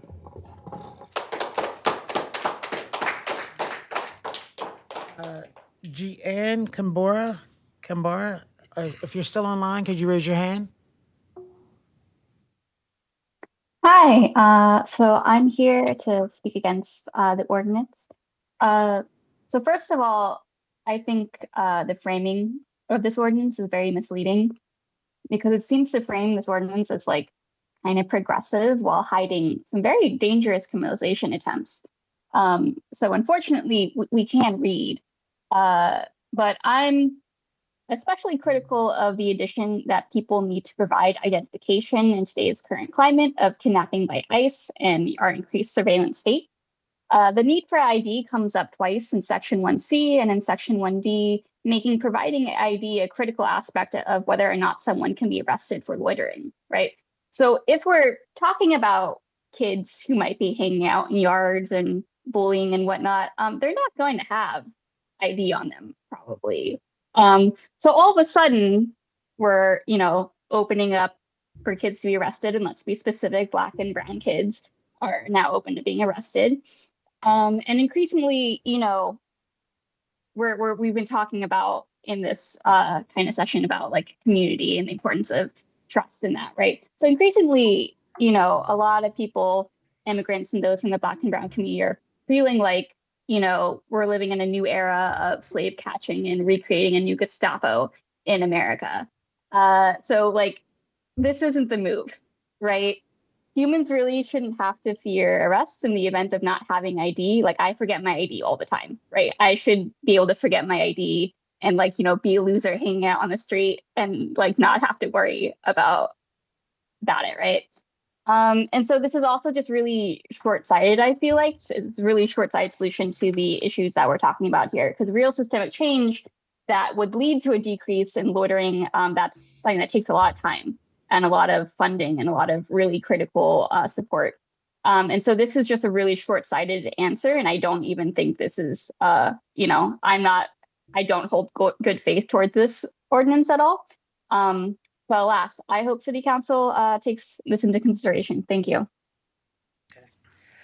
And if I can have Ethan Finley come up, if he's there. Okay.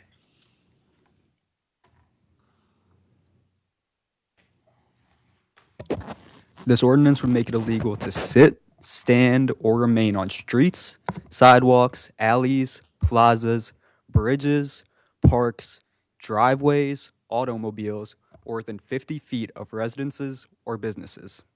That is essentially everywhere.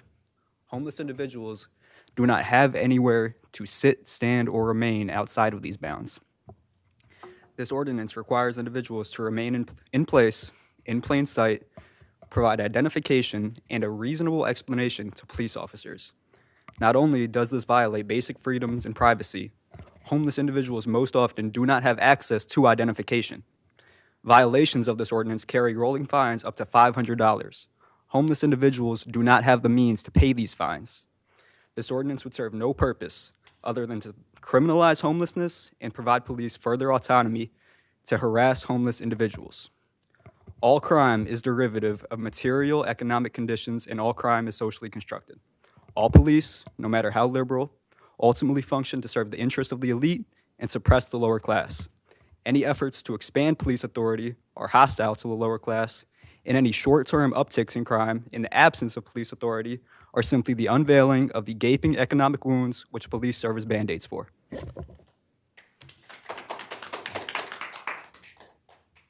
Okay, I think I have one last person online. Rosalind Gordy, are you online still? Can you please raise your hand?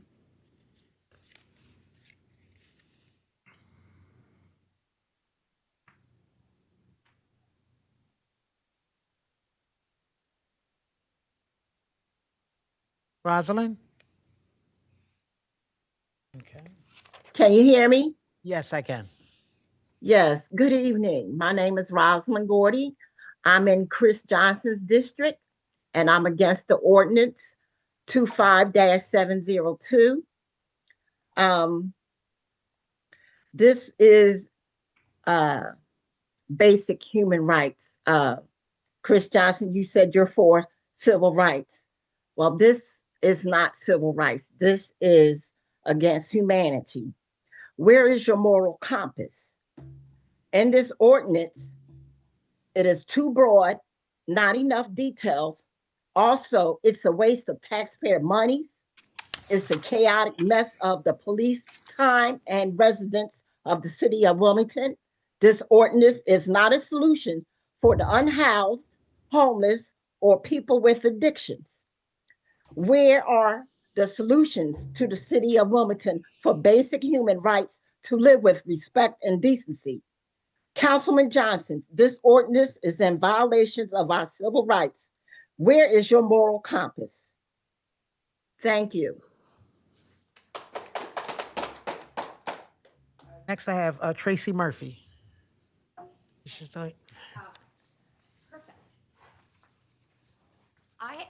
Hi, Tracy Murphy. I run the Coalition for a Safer Delaware. I signed in because I thought it was just like a sign in. I didn't sign up specifically. Okay. But since I'm here, I'm just going to take a minute to say that I am very grateful for the ability for people to come and share in the public discourse and in this public comment around this issue. I came to council tonight to listen to the public safety report, and I've learned so much about what people are experiencing and thinking while I've been here. And so as I was just on my way out to get home for dinner, I just wanted to say thank you all for your work. I really appreciate all of the comments from all of the people here and the opportunity to learn from my neighbors and friends. So thanks again. Nice to Thank you.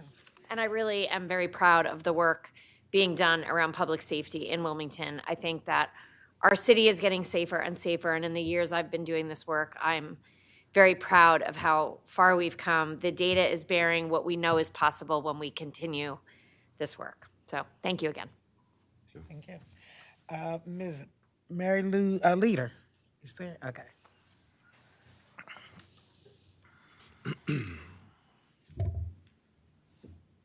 Mary Lou Leader, thank you very much for hearing me out again. I also wanted to come out against this ordinance because of all the reasons that people have said, much better than I could. However, the ones that really jumped out at me is that it's just way too broad, potentially expensive to even try to litigate if it should come to that. And it does, as one of the other gentlemen mentioned, it does seem to fly in the face of what we just heard. And I also really appreciate that great report and all the work that you're doing.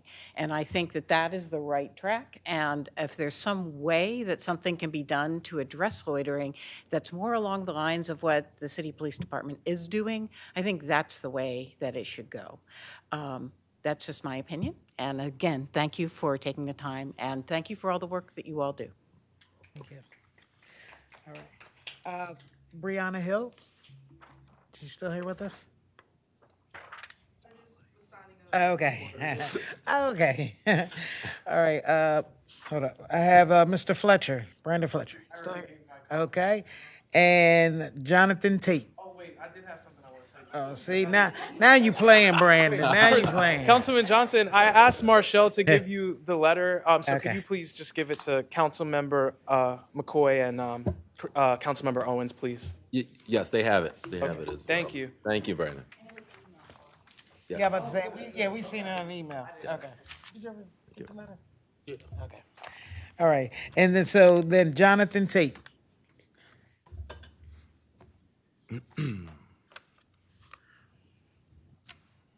Good evening, everybody. My name is Jonathan Tate, and I also came out here to support in opposition to the anti-loitering audience. I actually recently moved back to the city after growing up here. This time I'm in the first ward, where I have the tremendous Councilman Owens representing me here in City Hall. A lot of other commenters have kind of touched on a lot of what I was going to say, but there were a couple other points that I did want to raise. So it's a personal family story. My aunt, whose family are recent Soviet Jewish immigrants from Eastern Europe, she had a cousin who was picked up not too long after he came to America for loitering in Chicago, where many of the Russian Jewish community is settled. And it was a really hard and frustrating experience because there's actually not really a word in the Russian language for loitering. So even the interpretation services weren't even really able to convey what he was doing wrong. And that's not an accident because loitering laws are very much an American invention. They came about as part of the early Jim Crow phases in the Native American race relations from roughly the 1890s to the 1910s, as a way to essentially, criminalize Black people and other people of color for being jobless, therefore, forcing people to work for, woefully inadequate raises. But it seems like we're all in agreement here that immigration justice is a really big problem. I mean, I think we were all supportive of the HS1 for HB 94. So I think that this could, especially given that Wilmington is diverse and there are a lot of people here who do speak different languages, that really could be a barrier to, enforcement, equitable enforcement, and as well as with the community engagement that Councilman Johnson was mentioning earlier. Overall, I just want to urge folks to oppose this ordinance, keep it left on the table.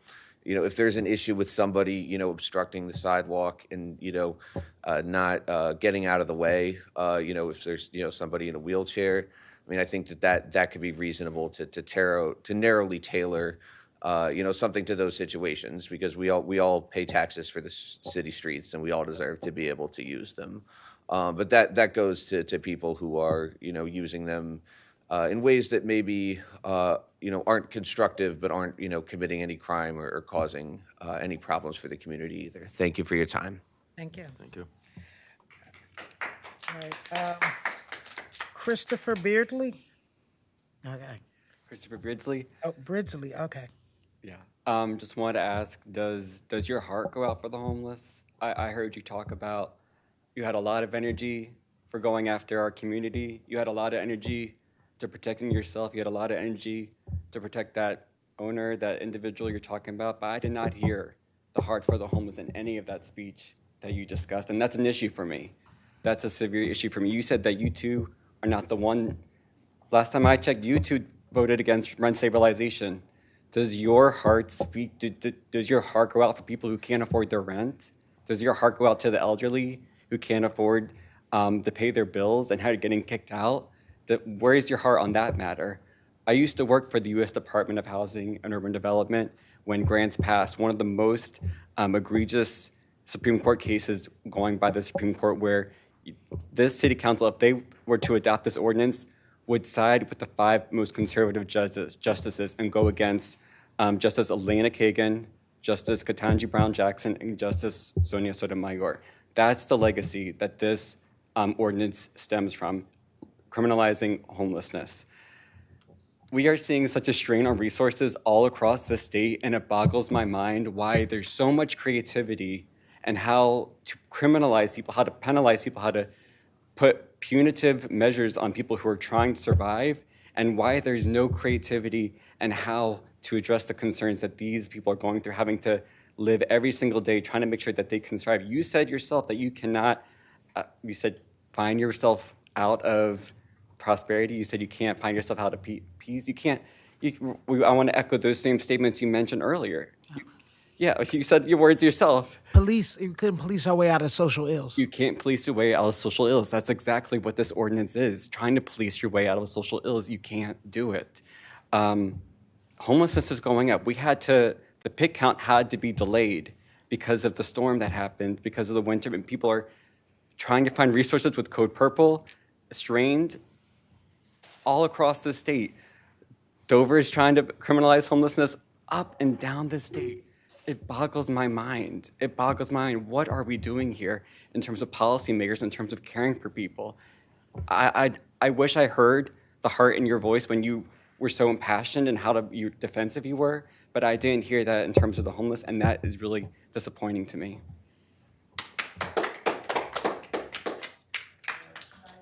Going?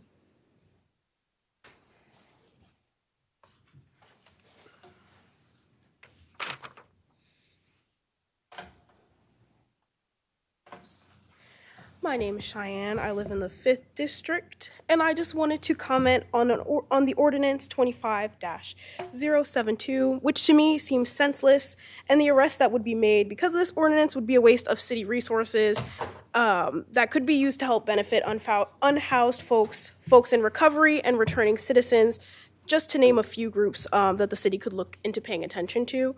What is really concerning to me as a pedestrian and a Wilmingtonian are the lines concerning identification. I should not be forced to identify myself, give reason, or interact with the police for simply existing in the city and in the community. And I can see this being very harmful for many groups of people, and it could jeopardize the relationship that the police are working so hard to amend. And I just want to be clear, I'm not against justice, and I'm concerned about how easy it is for injustice to come out of this. The conditions outlined in the ordinance are just concerning. You can't deny that. Please consider keeping this ordinance completely off of the agenda. Listen to the people who gave their time to speak today, and continue to invest in the community building that was presented before this committee today. And it seems, because it seems to be effective, and allow people to live freely in the city. So, thank you. I have 2 left. I have Bria Clark and Anthony Jones. Bria? Okay. And Anthony Jones? Actually, I thought I was just signing in. Okay. But I do have a concern. Okay.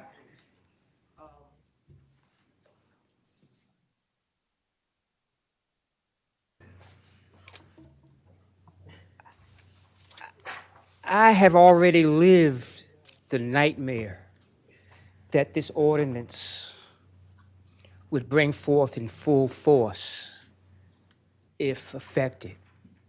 I am a member of the Church of St. Andrews and St. Matthews. Within that church lies the Friendship House, which has served the homeless for many a year. Somebody, we know not who, but some citizen made a phone call because they were concerned, not with any specific behavior, mind you, but with the fact that homeless people sat on benches outside of the church. Some may have been there for hours with no other place to go. And we at the church, we don't know how it happened, but the police, and we're not anti-police. We actually have friendships with the police department, so this is not anti-police, but on that specific day, our benches were cut and hauled away. No due process, no explanation as to why. In fact, we want our benches back. We want our benches back. So I see the horrible potential for what can happen because this proposed ordinance is just so broad and just so vague. One other point. At 6 o'clock in the morning, homeless people from the Sunday breakfast mission are out in the streets. Come rain, come shine. And they gather by the church, you know.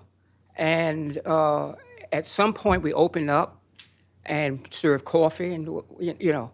But I can see the nightmare situation that could happen if this ordinance is passed, because you have people with nowhere else to go, gathered for maybe a half hour, 45 minutes, maybe longer. As Aretha said, we ought to think, you know, before we make a move. Thank you. It looks like I have two on, oh my God, Zoom. Etwale McIver, are the hands up? Yes, can you hear me okay? Yes, I can. Okay, great, thank you. Good evening, council members and community members.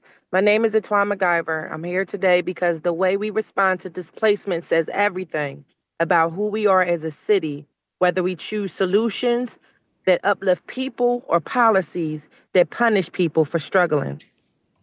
I'm before you today in opposition of Ordinance 25-072, not because I oppose public safety, but because I believe our decisions must be rooted in facts, compassion, and real solutions that strengthen our community rather than criminalize our most vulnerable neighbors.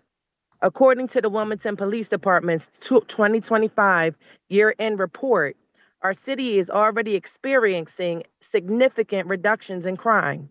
Murders dropped by approximately 20%. Shooting incidents declined by about 21%. The lowest number recorded since 2003, and overall major crimes continue trending downward. These numbers matter. They tell us that Wilmington is moving in a safer direction. So when crime is going down, we have to ask, why are we considering policies that criminalize poverty instead of addressing its root causes? Loitering ordinances such as 25-072 risk targeting individuals who are already vulnerable, people experiencing homelessness, poverty, mental health challenges, or displacement. A citation does not solve homelessness. An arrest does not treat mental illness. And pushing people from one corner to another does not create safer communities. In fact, criminalization often creates barriers to housing, employment, and stability, making it harder for individuals to rebuild their lives. If we truly want safer neighborhoods, we must invest in solutions that causes real needs. One meaningful alternative is the creation, and I know we already have, drop-in centers throughout the city, but expanding its hours and its resources so that they can wash their clothes, take a shower, access hygiene supplies, and meet with trained case managers who can connect them to housing resources, mental health services, and employment support. Imagine a place where someone leaves with a plan for stability, not a citation that keeps them trapped in crisis. A drop-in center would also allow the city to collect real-time data on the needs of our displaced residents, helping policymakers develop informed strategies, allocate resources effectively, and address the growing number of individuals experiencing displacement through prevention rather than 10 punishment. seconds. Public safety is strongest when communities feel supported, not criminalized. Thank you.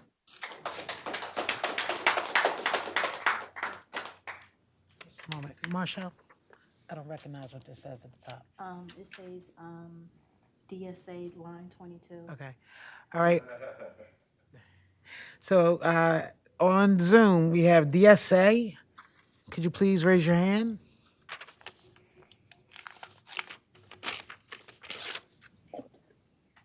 Sorry about that. This is Adam. Yes. Again. Yeah. So I'm in Wilmington. So I saw Mr. Beardsley was able to get Councilman Harley to put down her phone. I'd ask for the same respect. So we're seeing, these dog whistles about how they're seeing suspicious individuals. We've been over that already. But one thing I don't think we went over is about who is a suspicious individual. One thing that's interesting to me, somebody mentioned rent stabilization. We don't need to suspect you guys. We've already seen you guys take bribes to work against the people. I don't know if you guys like sneaking these ordinances away just to be raked over the coals again when you bring it back. If it's some kind of, I don't know. I won't look into it too much. But either way, you guys need to decide. Just make a decision. Are you with the people or are you with these gentrifiers coming in saying they don't like the skin color of the people outside their business? All right? Just make a decision. It's probably going to be the people bribing you, but please stop wasting everybody's time. That's all. Another. All right. This is going to be the very last. No, this is the very last Zoom. This is the very last. I've actually, this is not on the agenda. Okay, I'm just letting you know that Okay. WITN shared 3 names of people were waiting to speak on this. Okay, and I actually went, and many of these people actually have spoken already. All right, so I'm going to, Gigi, could you please raise your hand?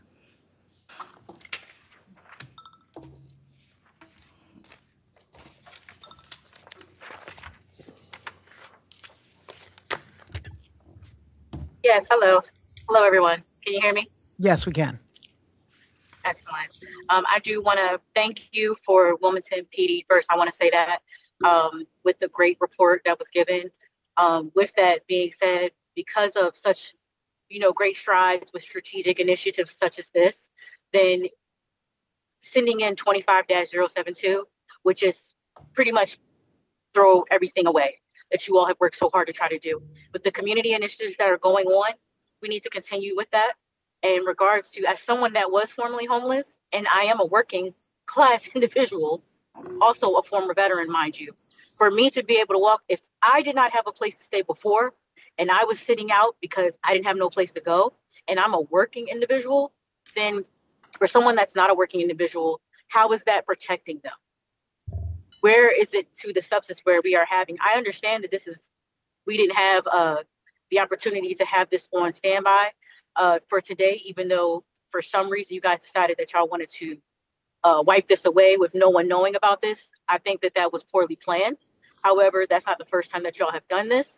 I'm pretty sure it won't be the last. However, we need to understand that with all the initiatives that our lovely police department has already done, why are we going to put in an ordinance or any of the ordinances based on trying to take away that? It's almost we're going towards an ICE act, if you will. And we don't need to do that. It's already bad enough that citizens like myself, who has served this country, feel that I need to start carrying just an ID because I don't know if ICE is going to pick me up because I wear a head wrap. So just imagine how our unhoused population, who I was a part of at one point in time, feels in regards to our vulnerable people that are a part of this. Like, we cannot afford things. So someone like a working class as myself will fall into that category. And then we have to worry about the fact that, oh, we might get picked up because we're just walking in the daytime. Help me understand. I'm still working at night. What if I'm walking in the nighttime?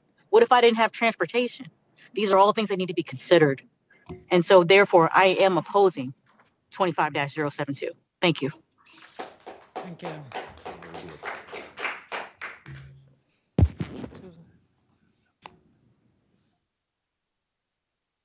Yeah, I'm sorry.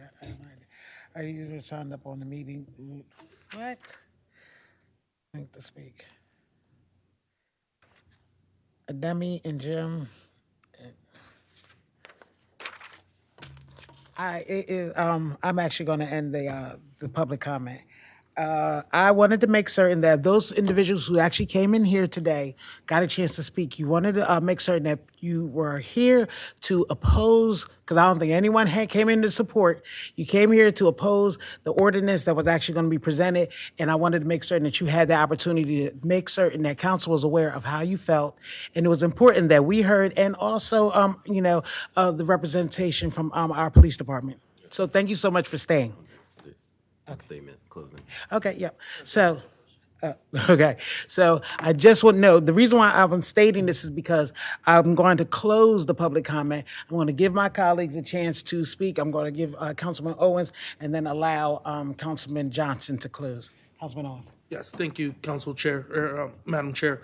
One, I would just like to publicly say I oppose how this ordinance is written. I oppose this ordinance. I oppose ordinances that have to do with lautering laws that have been used against our community in the past. This language is extremely vague. And I just want to go back to 1963, way before I was born.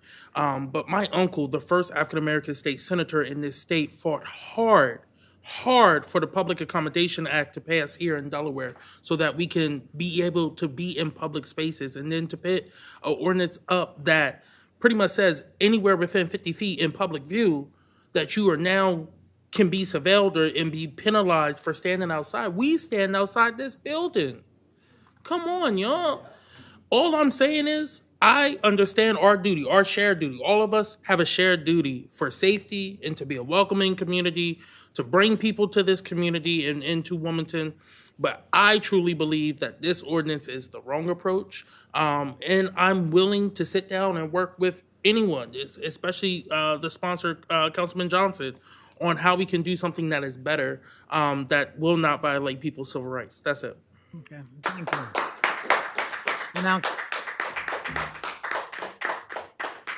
Johnson, your closing remarks? Yes, just in closing again, I appreciate each and every one of you. Councilmember Johnson, my hand was up. Oh, good. Let Vice Madam Chair Hurley. Chair.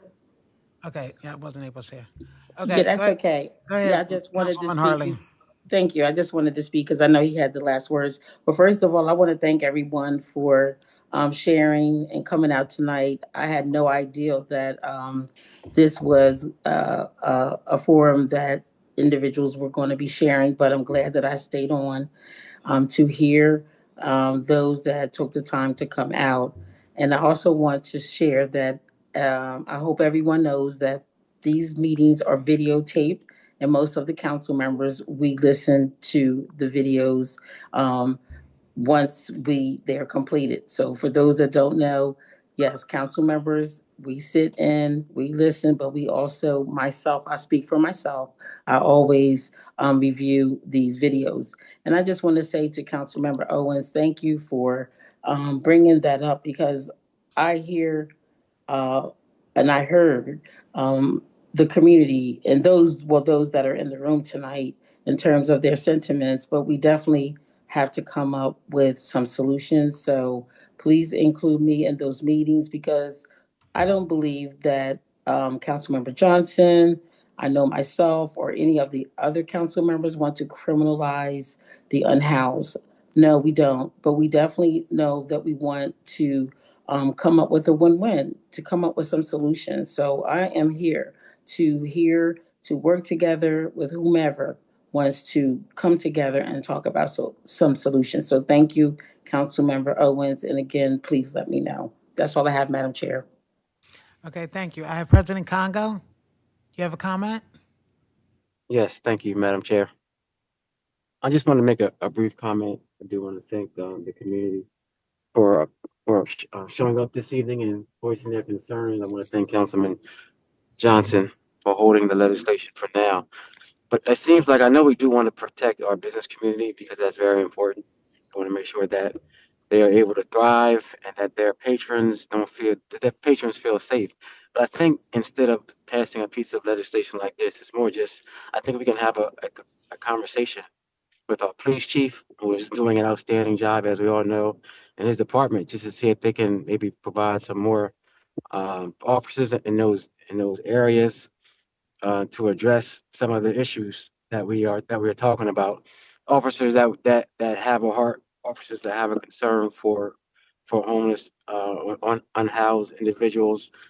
We don't want we don't want to arrest our way out of the situation, but we do want to make people who are feeling may feel threatened to feel safe. That's important also. I don't think that we need to pass a piece of legislation. I just think that we just need to have a conversation with our police department, and we can get some, some community officers down there just to provide a safety net, an element of safety for those business patrons, and not try to arrest our way out of this situation. Thank you. Okay, thank you, President Congo. Councilman Johnson, you said your last. Yes, again, I'll be brief. I thank those of you in chambers and at home for engaging. Again, this is why we're here. This is not an easy lift. This is going to take all of us. As you see, we're laser focused on council and trying to fix things. It's easy to come up with the problem, but fixing it takes a lot, and fixing it it's a challenge because there's both sides of the coin. So for the 20 people in here, there's probably 200, 300 more that actually support this. So there's people see, and that's the thing, the loudest voices, yes, you're in the room, but you understand that grandmother, that homeowner who owns their house, they have a right to enjoy their house. Their kids have a right. I've had people passed out in front of my own residence. My wife has had to call because there's someone who's high on drugs in front of the house. So this is a systemic problem. This is a problem we deal with. This isn't about downtown. I don't represent downtown. McCoy doesn't represent downtown. But yes, the homeless have a right to live here, thrive here, and we set things up. But we also do have a right to residents, taxpayers, and those who are here have a right to live too. They have a right to enjoy their home. They have a right to not have a tent in front of their home. So yes, it's a balance. I get it. It's hard, but we got to work together to figure this out. And yes, I have a heart for the homeless, have served the homeless, continue to work with the unhoused. But the thing is here, this is a hard thing we have to solve. This isn't just, it's not easy, but we got to clean up our city. Quality of life crime is what's hurting our city. And so we're standing up for all Wilmingtonians, not just unhoused, not just those who are vulnerable, but we stand up for everyone. And that's what our job as council we have to do. So again, what we have now is just a work in progress. So we're going to continue to have town halls, other meetings throughout the city to engage all of you. So this is not process where it's just one and done. We are listening. We are here. We're going to get it right. We're going to get it right for all Wilmingtonians. Thank you. Thank you, Councilman Johnson. So as I stated previously, I just want to thank you all for coming out. I just wanted to make certain that you all got a chance to be heard because as you stated that it was by surprise or you weren't aware that we were going to pull, that the ordinance was going to be taken off the agenda today. So I didn't want you to come out here in the cold for nothing. We wanted to make certain that your voices were heard and that this is actually some great information for Councilman Johnson as he goes back to his ordinance. And I thank Councilman Owens for offering his support or whatever help that he can to find the balance that we believe that we need in order to move forward. So, all right. So with that being stated, I would like to have a motion to adjourn the meeting. So moved. Second. All right, thank you. It's been moved and seconded. So y'all have a great evening.